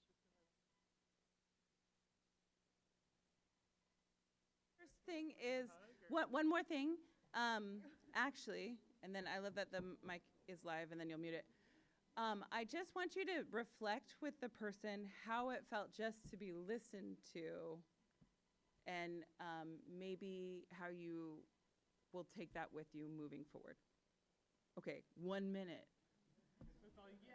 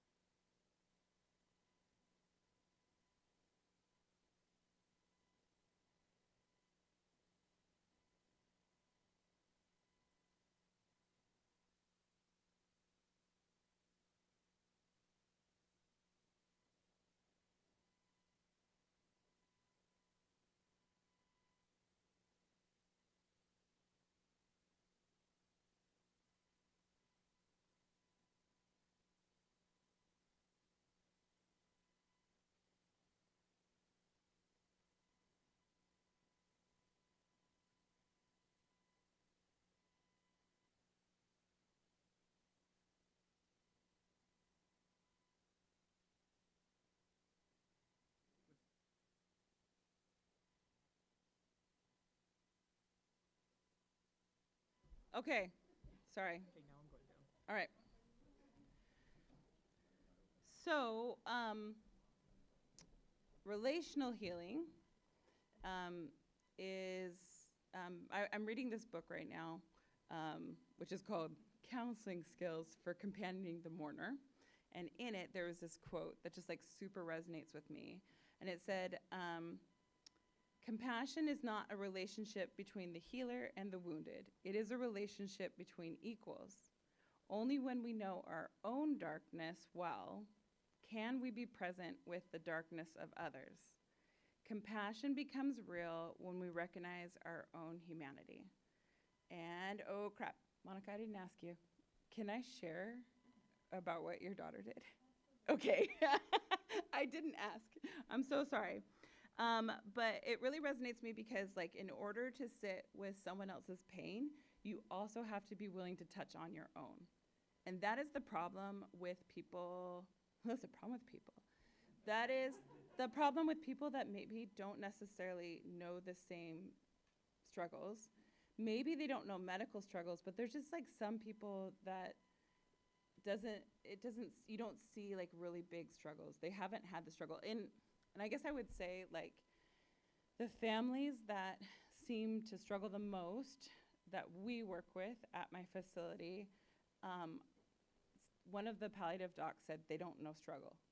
And so right now they're learning how to struggle.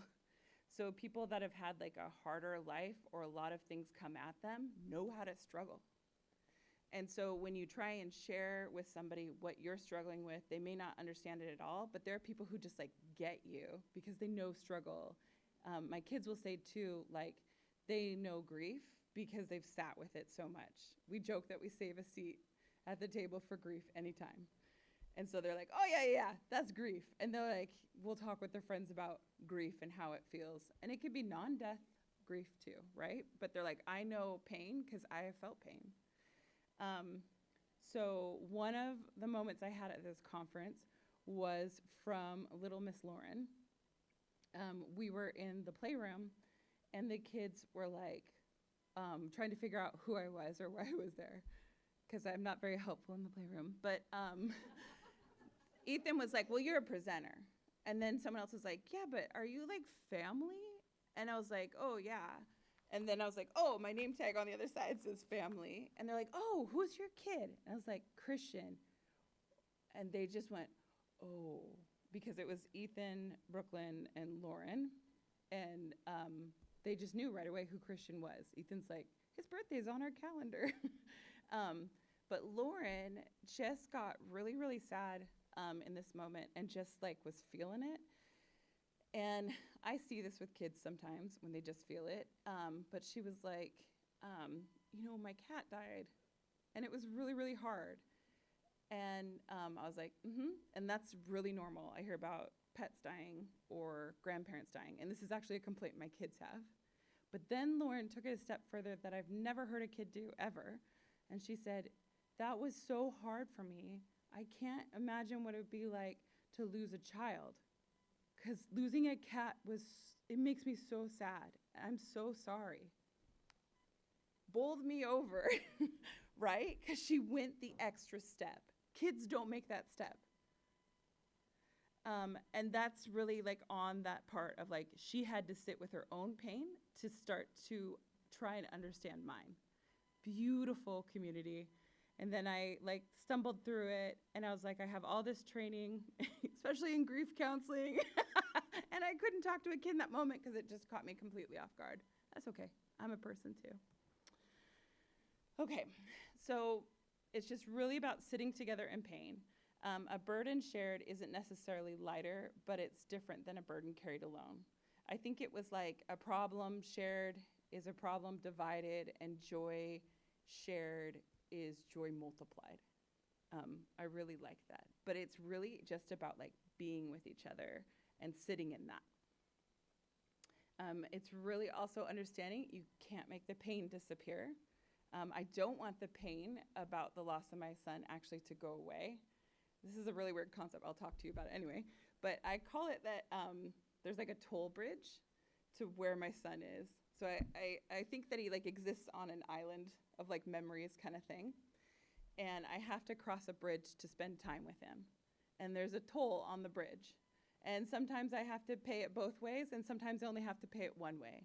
Sometimes I'll start to want to think about Christian, but it will be really painful. And so I have to pay that toll to get to that spot to spend time with him. Or there's other times, especially like in dreams or other times, where I have a memory about him and start to think of him, and then I have to pay the toll on the way back and feel that pain. So that pain actually is part of what connects me still with my son. So people will be like, I want to take away your pain. I'm like, no, I have to be able to pay the toll to spend time with him. There wouldn't be pain if he was here. Well, kids are a pain, but that's just how it works. Like the pain is part of my relationship. So connection isn't just in the present, but it's also forward and backwards, right? It's ancestral. So within that, like, Blackfoot teachings, they talked about cultural propriety.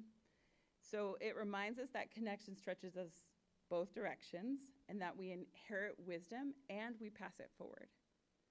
So, and our children's lives become part of the lineage. So healing happens when we honor what we carry and we decide what we'll pass along. So, how much time do we have? It's hard to tell you just 2 minutes, but just think for a second and turn to your partners again. Sorry, Allie, made you sit down. Think of some wisdom or some coping mechanisms or something that you inherited from either your ancestry or your culture. And the thing is that we usually just think about like who we know, but the fact that we live where we live is because people like moved. Like I've been thinking so much about this because my great-great-grandparents moved from England, and another set moved from Germany, and they moved to a place just like a half hour from here. And then then my great-grandparents met, and then my grandpa was born here in Boston, and he went to MIT and then moved to Seattle to work for Boeing. And so that's like how I ended up in Seattle. But the other part of it is that like my great-great-grandparents from like Germany, when I looked through the census, they didn't have any jobs because it was like really, really hard to work. And so like my great-grandparents like dropped out of school pretty early so they could help support the family. And then you look at my grandpa going to MIT and then everyone like having degrees. It's all because of like what they sacrificed is where I am. Does that make sense? Okay, so think about it for a second. And then how about instead of going back and forth, right? I'll just give you 3 minutes and you just talk with your friend, right?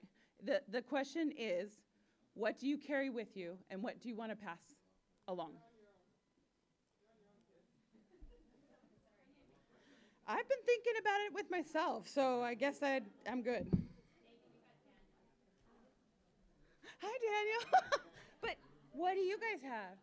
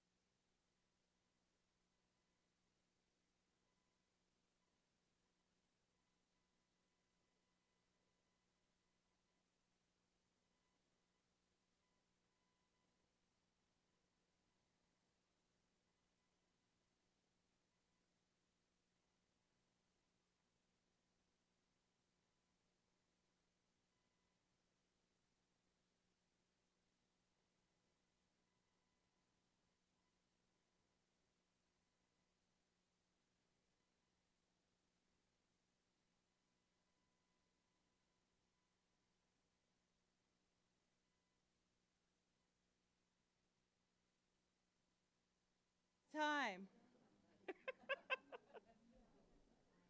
That was time. Okay.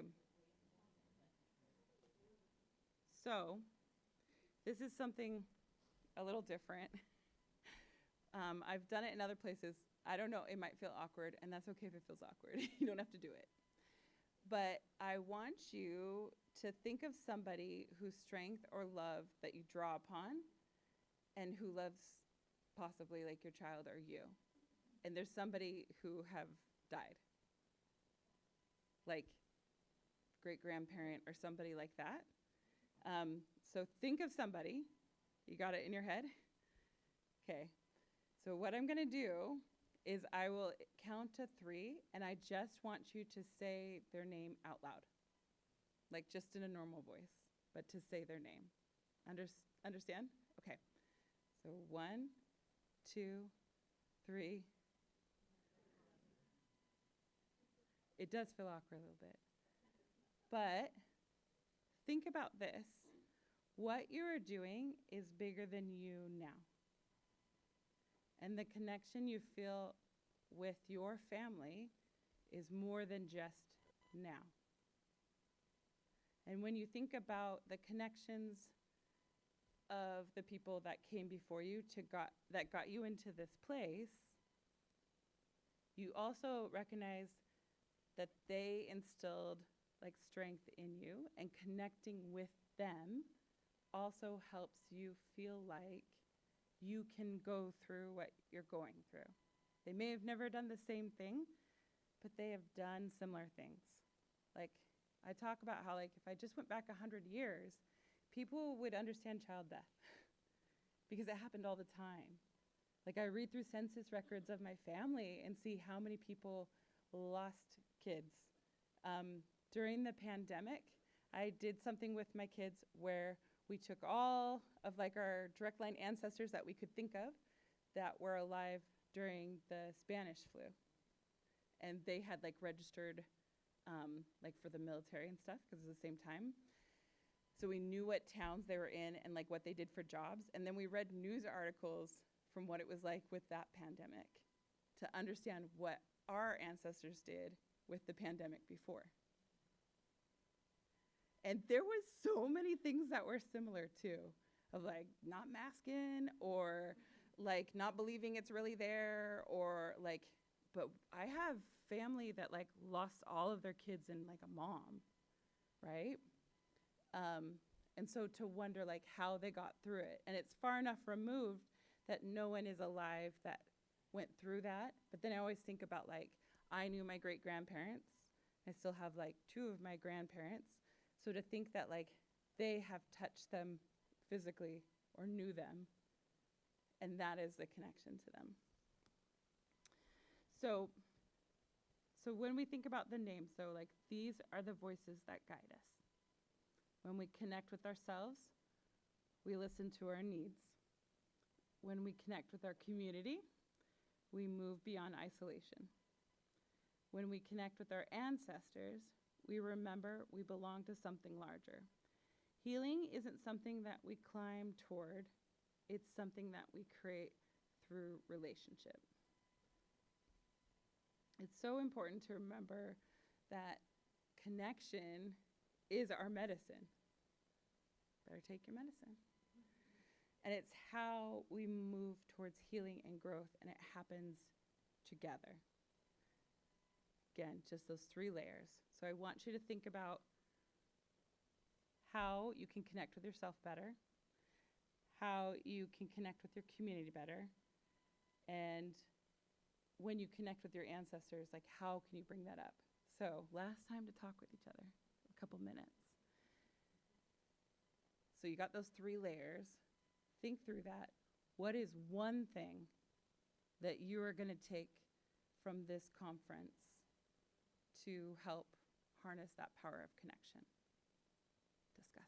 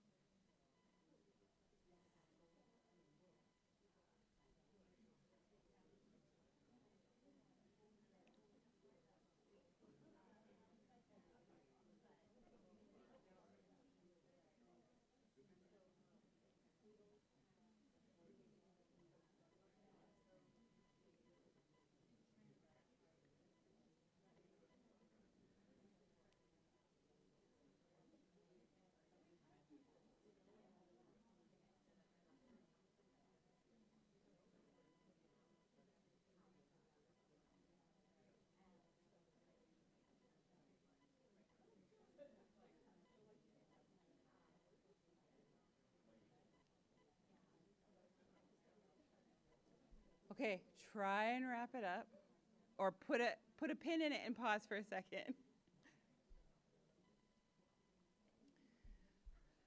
So I think we have until like 11 till the next thing.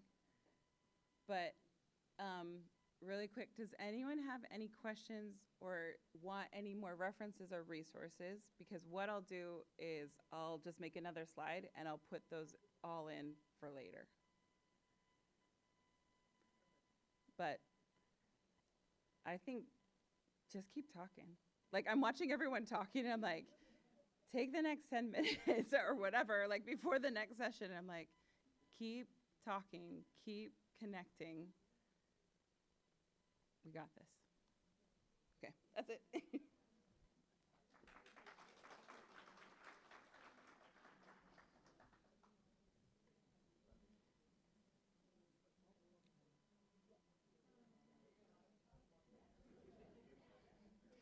I won't report you if you talk to somebody that you know from your family now, or like that you will see before the next conference. Talk with everyone.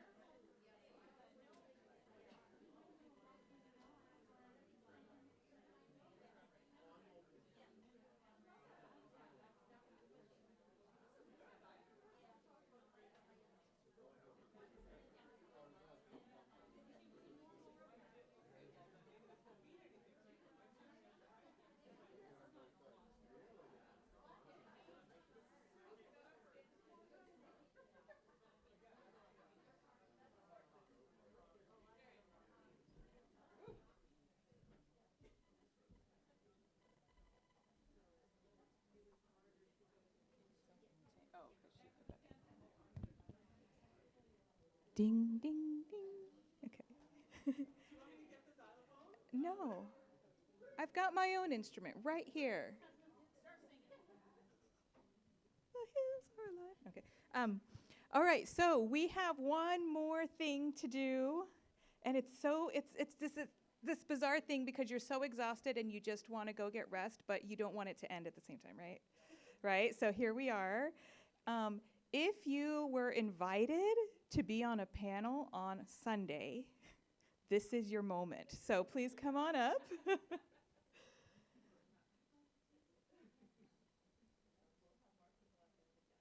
Yeah, or if you want to come up, you know. Well, we only have 4 chairs, so. And they're in a really strange position, so one moment. No, I think we can squeeze them all. Just don't fall off the edge. Yeah. Okay. I can move the. Oh no, I didn't. Start throwing furniture. Okay, now see, I'll move this so you can move over a little bit.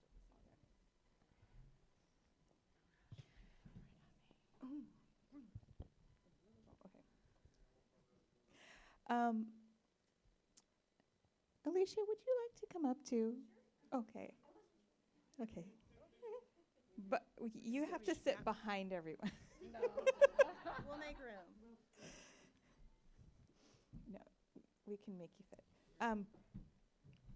So, a reminder before we start that we do have our virtual folks, and the only way they can hear you is if you speak into the microphone. So, if you want to speak, you need to steal it from someone, okay? Ladies and gentlemen, I want to introduce you to the not superheroes of today to talk about building resilience, which is our theme today, and from many different perspectives, from being the patient to caring for the patient to losing the patient and the experience that that has, and I think you're going to find some parallels, and then you're going to find some things that resonate with you, hopefully, because we've got a lot of different lenses up here that you can peer through. Oh, one moment, let me get my questions.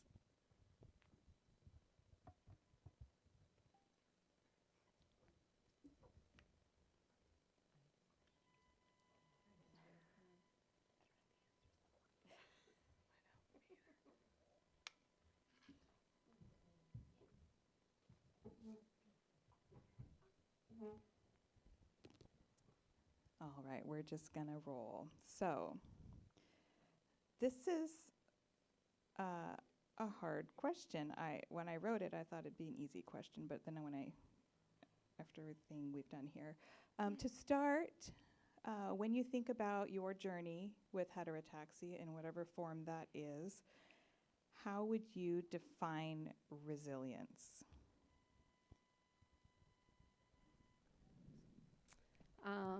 This may sound on the surface very kind of, I get all sorts of reactions to this, but I joked and I said I felt like my resilience model was the cockroach.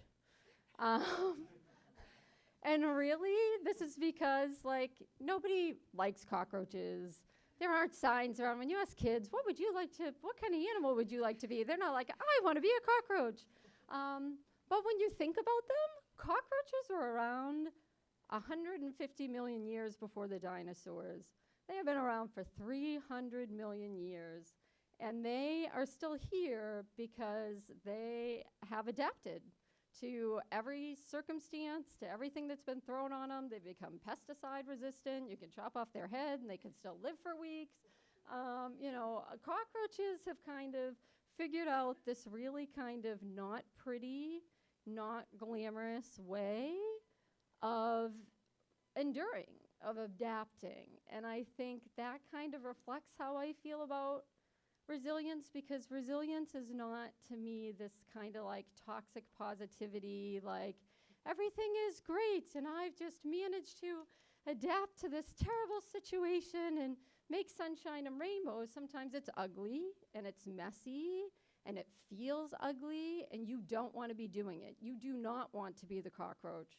You very much wish you could be the unicorn or the whale, like living a much nicer life. And yet, it is that ability to still be able to make mistakes, to have a bad day, but then continue to endure, to say, tomorrow is a new day and I can try again, or this is really hard and I don't actually know how I'm going to get through it, but I don't have to know how I'm going to get through it. I just need to show up. I just need to show up today, this afternoon, the next hour, tomorrow, and tomorrow. And then, like the cockroaches, that's my joke. I'm still here, aren't I? So one way or another, ugly or pretty, I'm going to figure that out. Yeah, I agree with that. I, kind of laughed about being on a resilience panel. I don't feel resilient right now. I don't feel like the majestic unicorn that's, the poster child of whatever we're supposed to be. But I think the point is that I'm still here, and I'm still up here to talk to you guys, even though it is hard, and I'm still putting one foot in front of the other, and I think that's all any of us can really do and ask for. Yeah, I don't want to say I'm the quintessential engineer. I think I'm not the best engineer in the world, but I think my mindset is very much about engineering, which is all about solving problems. So if we had a problem, like James kind of illustrated in his talk, like I felt like I had to find the solution. So if that required, reading medical journals until you found it, then that's what I did. Or finding the right feeding therapist for Nadav because he wasn't eating, then I would just do it and then make him get there. So it's a crazy story where I was like taking this kid with an oxygen tank on the subway system in New York, and people were looking at me like I was crazy, and I guess I was. I shouldn't have done that. Then we ended up taking taxis. I was like, bite the bullet, spend the money. But whatever required getting done, just getting it done. And that was like a motto. Like we said that with our kids, like just get her done. So to me, I guess, resilience is just keeping on, and finding a way to solve it and just keep on doing it every day, today, tomorrow, whatever it is, do it. Yeah, I agree with everything you guys have said. I love the cockroach metaphor. I'm very much an unwilling cockroach over here. But yeah, resiliency is tough. I have a love-hate relationship when people say, "Oh, you're so strong," because I'm like, I didn't ask for this. I don't want to be strong. Most of the time, I feel weak. I feel extremely weak. But I think resiliency is knowing that you will feel strong again, and it's pushing forward despite feeling like you're not strong at all. Yeah. Thank you. The next question is, can you share a moment early in your journey? It doesn't have to be early in your journey, anywhere in your journey, right? Maybe a challenge or a turning point that shaped how you began building resilience.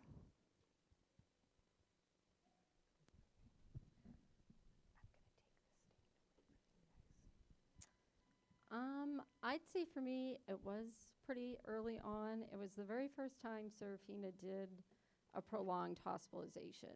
It was unexpected. She was in for 3 or 4 months. And I think that kind of became the shift because in the beginning, she had done many previous hospitalizations to that. And it was this idea that, you could freeze the rest of your life to do the hospital, right? Everything else in our life sort of got put on the back burner. You froze it all, just kind of sitting there in suspended animation. And like, then you were going to do your hospital thing, and then the hospital thing would be over, and then you would get back to your real life. And I think it was during that hospitalization, resilience for me really started to become about how you live life with understanding that the hospital was going to be a part of your life. And how did you do that? How do you make living in the hospital just be a part of who you are as a family, protecting your child's own emotional resiliency, protecting your resiliency and that of the rest of your family. And that really shifted to me to make sure that I didn't separate that out into something separate, but that it became integrated in our entire lifelong experience. I think a lot of you kind of know our backstory, but Avery and her sister Kylie are twins, and Avery was born with heterotaxy syndrome, and so we did a pretty typical, like we spent 80 days in the NICU, sort of par for the course for some of our kiddos. And then she came home and she did wonderfully. She was meeting all of her milestones. She was developmentally beating her twin on a lot of milestones. And then when she was 2.5, she had her Fontan. She had a post-op arrest, catastrophic brain bleed.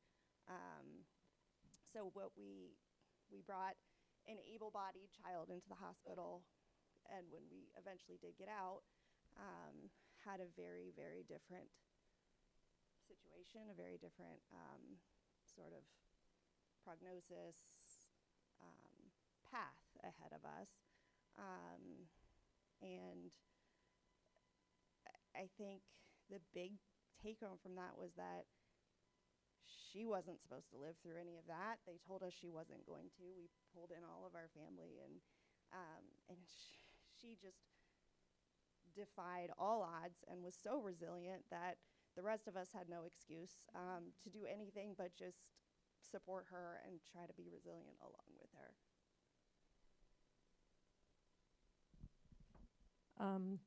I wanted to say originally the turning point was, I guess the first hospital stay, but I'm not sure that's correct now after listening to you. Maybe in our journey, the turning point was actually after Nadav died. I feel like the journey during was always something that we could get through. We never were really blindsided in a way that you were. We saw kids in the hospital that were like that, and I thought to myself, there's no way I could be in that position. It's just, I was always afraid of the neurological issues. I just thought I would fall apart in that situation, and thankfully we never got there. But for us, it was burying our son, and I remember saying something dumb at the memorial service, that we're going to get through this as a family or something silly like that. But really the hard work came, in the years following, where our family was very much pulled apart, and it was very, very difficult, and it required a lot of work to figure out how to move forward and get through it in a way that was very different from what, dealing with hospital stuff, like almost put hospital stuff to shame. So I guess that was sort of the challenge in our life about being resilient. And I guess, we're far enough out from it now that I'm able to be here and talking about it, which is great. For me is a big deal. In the outside world, I'm not very open about this, which is also a bit strange. But I'm getting a bit better. Somebody asked me what I was doing this weekend when I was working here in Boston at our office, and I said, I'm going to a medical conference. And I started talking about my kid.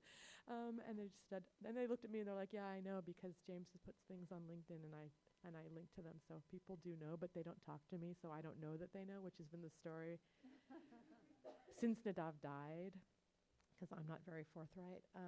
But yeah, so that's the thing. Since Nadav died, that's the path for us.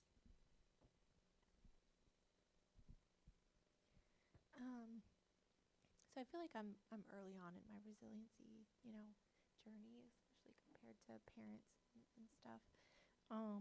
But I think for me, I didn't really feel resilient until after my Fontan revision when I was 18. Because before then it wasn't really something that I don't know, I remembered or really talked about much unless, I had a doctor's appointment. But after my Fontan revision, it was something that people asked about. They saw my scar and would be like, oh, like, what is that from? And I would be like, oh, like I had open heart surgery. And people would be amazed. People would be like, oh my God, really? So it made me feel like it was something to be proud of, something that I went through that I came out the other side of. And I was like, oh, okay, like, yeah, I did that and I'm okay. So I think that's where I really started feeling resilient. And, when other issues came up along after that in my 20s, I was like, I've been through heart surgery. This is nothing, So I kind of gained that confidence to go through other issues after that. Awesome. Okay. Our next question is, living with heterotaxy can be unpredictable. So what is something that helps you stay grounded when things change suddenly or don't go as planned? So there's a really great quote. It comes from the Lord of the Rings, right? And Frodo is sitting there and he says, I wish this need not have happened in my time. And Gandalf responds, so do I. And so do most people who live to see such times. But it is not for them to decide. All we have to decide is what to do with the time that is given to us. And I think, Serafina had a very, very, very complex course. She would spend well over half of a year in the hospital every year, over and over again. And she had so many complications they didn't know what to do with. And I think in the beginning, I was very focused on, surely there must be a solution for this. If going back to you, Talia, talking about being a problem solver, being very much that type of person, there has got to be a solution to this problem. We should understand this problem and be able to fix this problem. And really, I think that was trying to create a control that gradually over time, what I needed to shift my focus from was from the things that I could not control.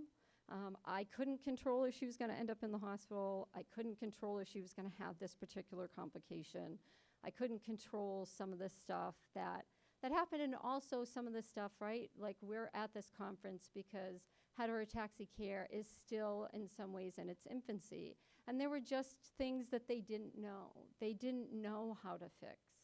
And I had to accept that sometimes it was okay not to know. And it was okay to accept that there might not be an answer to what I wanted, and to be able to shift that over to what can I do with what I have. And that very much shifted gradually to looking at my daughter and rather asking, can we fix all these problems, but to say, how is she doing today? Is today a good day? Is she happy? What can we do today? And it really, I had to sort of block out into different places and compartmentalize so that I wasn't missing the joy that was in front of my face in the here and now, because I was letting all the space be taken up about the things that could happen, that might happen, that were kind of hovering like a cloud. I really needed to push that away and let the joy and the experience of being her mother. So I guess I would say what grounded me in there was really a grounding into the present moment. And when those present moments were bad, was to accept that that could change, right? And really understand something that feels bad or is bad right now doesn't have to be forever. And then also on the converse, to really hold on to those joyous moments, understanding also that those might not last, that those were not permanent either. And so the importance in those moments when you are having joy was to really be mindful about being in that joy. I think for me, one thing that really grounds me is my other kids.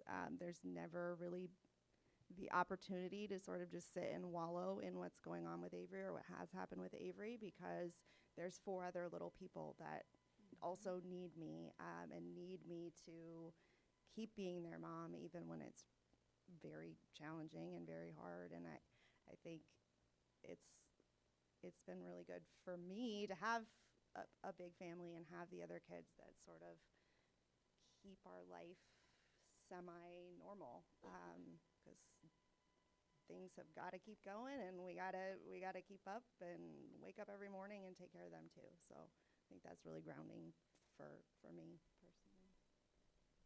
It's grounding for us too. And also,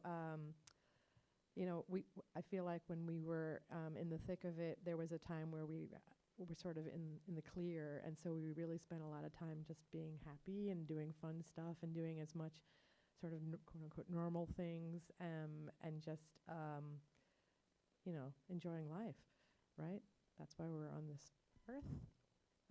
As my older son says, we're all going to die at some point, so may as well make the best of it. But I think the thing that has always, we had this horrible in our story where we went on a trip and we came back. We went out one way and came back another way, as an able-bodied person walking in, and came back in a different way. But the mantra that I always kept in my head was, you make the best decision that you can based on the information that you have at the time. And you don't really know any other path, right? So you shouldn't really second guess it, because you don't know which way it could have gone, because you don't know. It's not like a choose your own adventure book where you can go back and read it and then something else happens and you made the wrong decision. No, you just do the best you can with the decision that you have to make at that time. So I keep that. I still think of that. And James and I try not to talk about it anymore. And don't use the word medical regret. That's another good suggestion.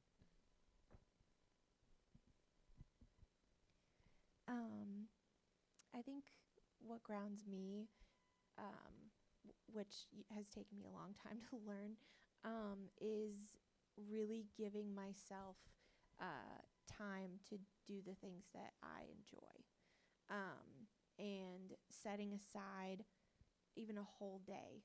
I'll put it on my phone calendar and say, this is my rest day. So whatever, I'm not going to make plans with friends. I'm not going to go out and do anything. If I want to paint, I'll paint. If I want to do some yoga, I'll do that. Whatever I need, that's the time that is for me.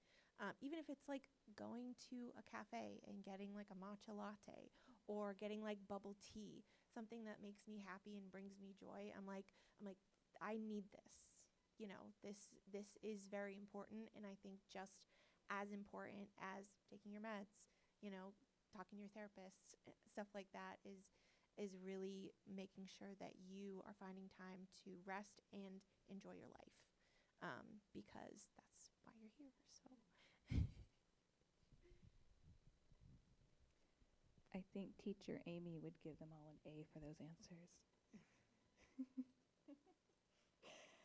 I just love how you embrace whatever it is, whatever that feeling is, right? Because the sunshine and rainbows wouldn't look so beautiful if that's all we had. I'm going to,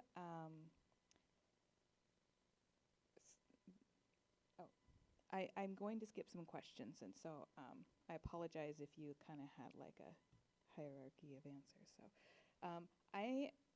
I want to use the term, so those of you who haven't been in Heterotaxy Connection for very long, 1 year our theme was #BecauseHeterotaxy. And a lot of you can understand that things happen because heterotaxy. And it kind of puts you in this trial and error mode. And so it's like you feel like a newbie every day.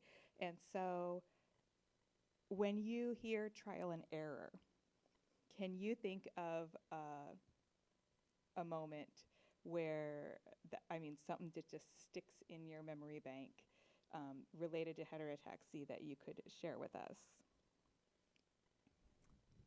Oh gosh. I mean, we don't have all day for me to sit here and talk. So, Serafina was extraordinarily complicated. She actually had another rare condition called holoprosencephaly, which I will not make you all repeat 5 times. But basically, it interacted with her heterotaxy in a way that really she was an N of 1. Like there has ever, to our knowledge, been another patient with both of these conditions at once. There was a time in which her particular fluid balance, it made her fluid balance extraordinarily difficult to manage. And she almost died multiple times from a derangement of her electrolytes. And so they wanted to offer this experimental medication to potentially help, but it could also kill her. And we actually had to go before an ethics committee and make a decision on whether or not we were going to utilize this treatment. She would have been the only child in Boston Children's Hospital on it. So they had a whole ethics committee review just to decide whether or not they felt it was ethical to offer her this treatment. And then after they decided in the ethics committee that, yes, they were going to proffer this treatment, it would come with the risk of death. There was all sorts of other things that potentially could happen because they didn't know how she was going to react to the drug because they hadn't used it in children like her. So and in that moment, Thomas and I needed to make a decision. And I remember saying, and I think Jenna and I were talking about this earlier, it was like, because she was spending so much, she was living in the hospital. And this would be our potential chance to leave. And I just remember saying, we have spent so much time and so much care trying to keep her alive. Why? What is being alive for if you don't actually get to have a life worth living? I need my daughter to be able to eat dirt in our background playground. I need her to be able to swing in a swing. I need her to have the experience of going to a grocery store. And that really was my centering focus. It really clarified for me all of the values that we were bringing into her care, and it distilled us down to a very clear why. So we went forward with the experimental medication. It did work in that case, and she went home. But no matter what, I felt it was worth the risk, mainly because I think what's helpful in those decisions and when you're doing your trial and error, if I were to give advice, it would be that. What are your values? What are your goals of care for your kids? What is your why that's driving the care that you're providing? And let that help you provide answers when you're in uncharted territory where nobody can give you comfort in numbers and how that's going to go.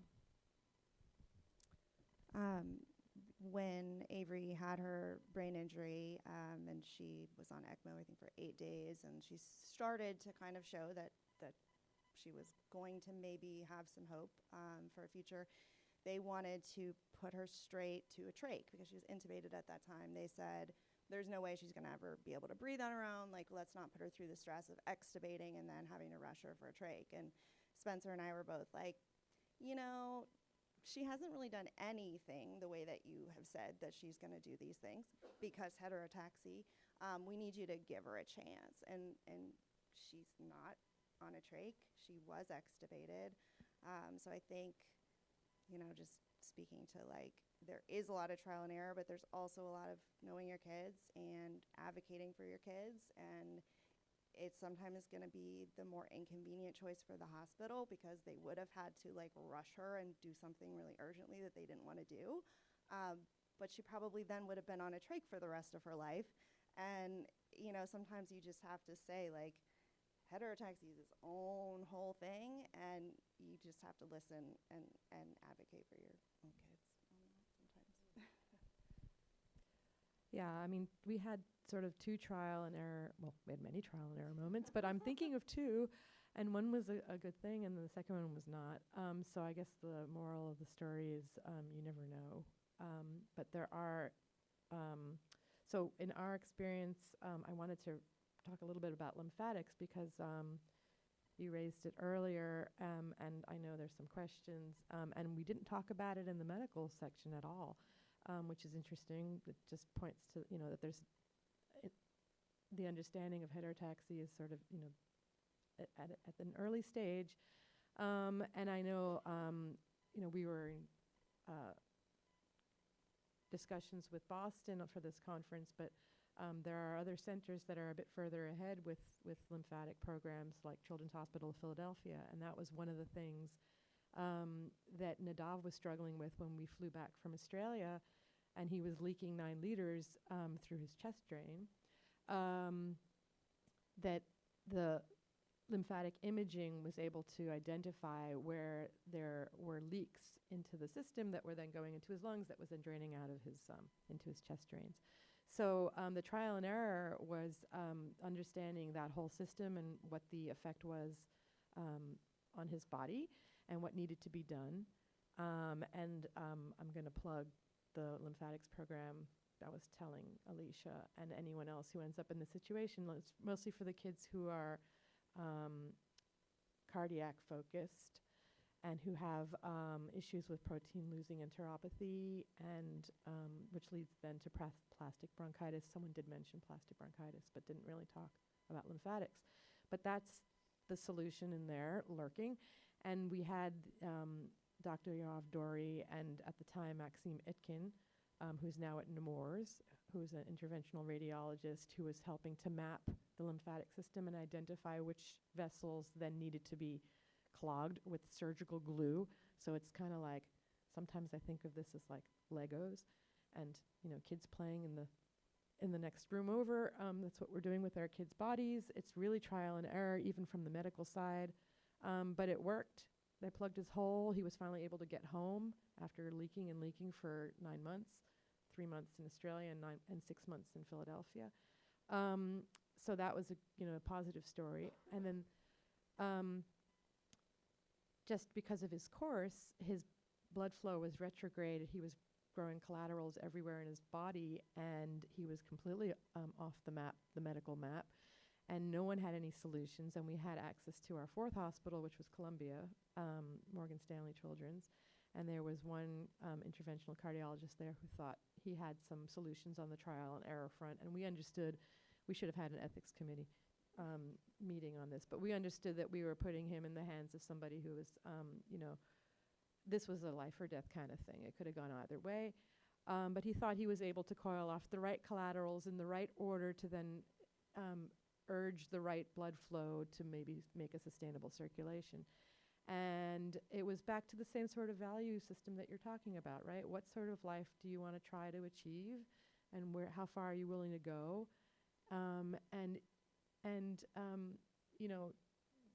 Do you go for something that's potentially novel, understanding that it may not work? And we thought it was worthwhile and did it. And the coiling happened in December, and then I think maybe 4 weeks later he died. So it didn't work. But there was something there.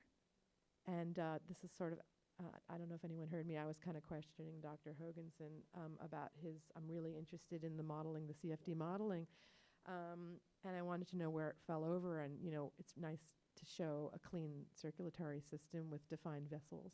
And you know what's happening with your pressures and flows and your hemodynamics. But when things go wonky, to use Lauren's term, then, I'm sure CFD is not the solution. So it's more like feel. And one interventional cardiologist thought that maybe if I just coil off this one, it'll work. So trial and error, sometimes it works. It's really intimidating going after you. We're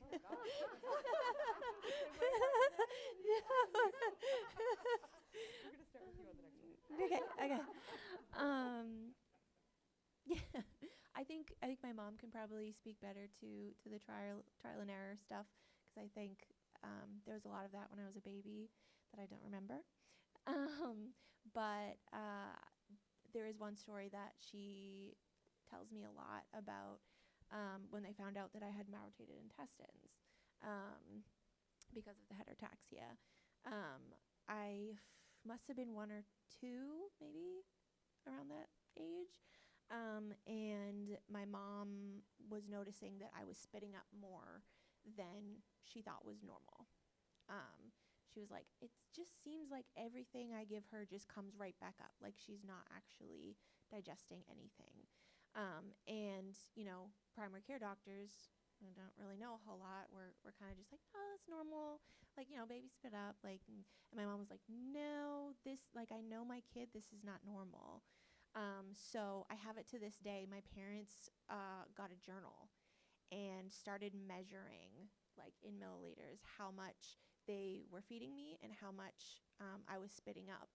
And for every day would track what I was eating, what I was spitting up, and brought it to my doctors and was like, can you look at this? Because I don't think this is normal. And they're like, oh, that's not normal. And I ended up getting the diagnosis of malrotated intestines and had the surgery to untwist them. So I think, definitely, listening to your kid's body and paying attention. Because, doctors obviously know a lot. They've been to school for a long time, but parents know their kids. And they talk with other moms, and they share experiences. They are the expert on their kid. So I think with my mom, the trial and error a lot of the times was advocating for me and being like, I know that that you think this is normal, but I know that this is not. And maybe we need to look into this. And I think that's huge when it comes to any sort of, cardiac related heterotaxy. I think that communication between the knowledge of the doctors and the knowledge of the parents is really important, and to listen to each other and learn. So, yeah. Hold on to that microphone. Oh, okay. We're doing reverse flow now. Okay. Okay. Do we have time for 2 more questions? Okay. All right. 1 minute timer. This one, and this goes right along with everything we've been talking about today especially, but the whole conference, is how has connecting with other heterotaxy families, warriors, or caregivers supported your resilience? So, I think I might have mentioned this before, but I haven't really talked with heterotaxy families very much. I went to a summer camp for kids with congenital heart defects. So I did get a chance to hang out with other kids who had congenital heart defects growing up, and being able to share that experience and feel a little bit more normal with, I have to take meds, I have to take breaks, I think was huge for me. I loved going to that summer camp. And I was a very shy kid. I really didn't talk to many people. I had a very small friend group, but at camp I had a big friend group. So that experience was amazing for me, and I've really wanted to continue that. So I went to the camp for as long as I could. I think I was like 15 when I stopped going, and it was like a cutoff. And then recently, about a year ago, I found out about an adult retreat for congenital heart adults. So we went to this Buddhist-themed resort retreat center, and there were yoga classes and stuff. And it was a small group. There was only about 5 of us. But connecting as adults and, having the knowledge and the verbiage to talk about what we had been through with each other, and having that understanding of, yes, you get it, was also huge. I now have 2 new friends that are close by in Massachusetts that I, talk with regularly about, what's going on with me. And they're like, oh yeah, that happens to me too.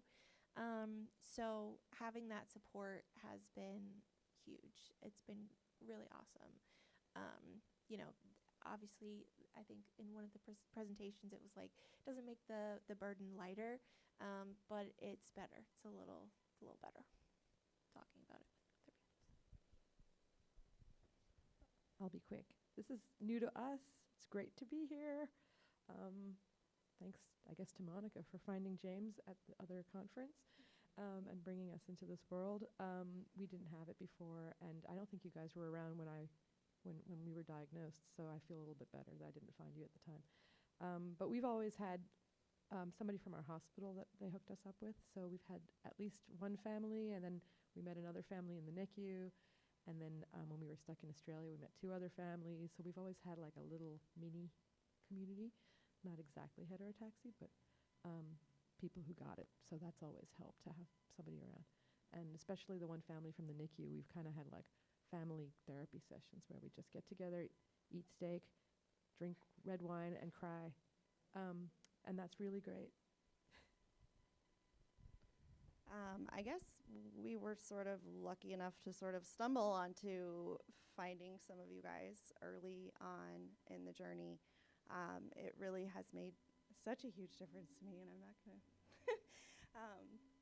But, you know, when Avery was in the hospital, Allie, who I'd never met in person, showed up in Philadelphia to bring us things for my children, because we're going to be living out of a hospital in Philadelphia for some unknown amount of time when we had come from Durham. Another woman that a lot of us know, Amber, had recently lost her own son, Noah, and came and sat with me at the hospital. And I just see the connections that have formed and strengthened and grown over time. We've gotten to know each other online, and it's just so nice to really have this connection in person too. Yeah, I feel similarly. You know, I had certainly gotten connected with some of the heterotaxi community very early on. Jenna just mentioned Amber, and, you know, Amber's son and Serafina, Noah and Serafina, were in the hospital for at the same hospital, spent months and months and months, and I walked with Amber as Noah passed away and was there for that. And then she, in turn, came up, even though she lives in Pennsylvania, when Serafina passed away. And just, you know, she was at her funeral. We continued to keep in touch. And I would just say how I liken the heterotaxi community, particularly in those real moments of crisis, it's like you're sitting in this flimsy little life raft in the middle of the ocean, in the middle of a hurricane, and you're hanging on for dear life. And it's just really nice to turn around and there's somebody else in the life raft with you.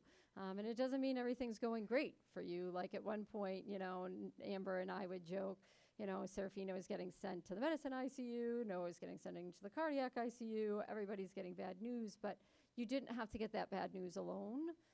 And you didn't have to deal with those most difficult moments by yourself. So it didn't make the hurricane go away, but at least you had another face to look at who understood you, who knew you, who valued your children, who were there to say, you know, whatever you walk through, we are not going to be afraid to do this with you. And I think that's what Heterotaxi Connection has really provided. I'll take it. You have your own microphone. Actually, I feel like that is a great question to end with, because that's what it's all about. It really is what it's all about. And Nisha said it a million times. At the core of everything is to make sure that no family has to do this alone.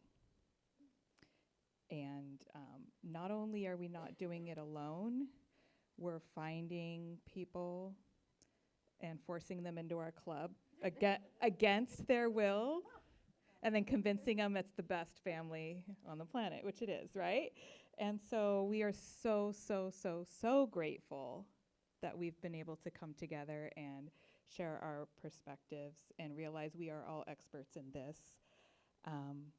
And it can only get better from here. So thank you all very much.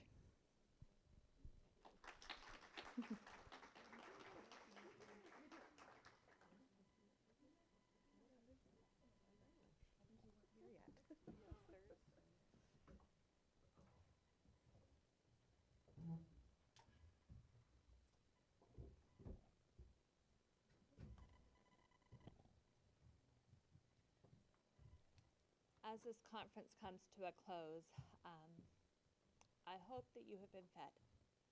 I have watched each of you making connections with other families, with some of the kids, with clinicians, and it's brought tears to my eyes, many times. I hope you carry forward hope, knowing that we have some of the brightest minds out there working on these problems. And yes, we do need to address the lymphatic issue. But I hope more than anything that you all know that you are part of our family now. Whether this is your first time here, whether you've been with us from the very, very beginning, you are part of our family. Please reach out. All of us are more than willing to be there for you, to be that shoulder that you need to lean on in your darkest times. And reach out to those around you, whether that be online in the support group, whether that is, I've already had a couple people talk to me about different events that they want to go to represent us. Help us carry this forward. It's because of you guys that we continue to reach out and be able to reach more and more people. So thank you from the bottom of my heart, and safe travels home, all of you.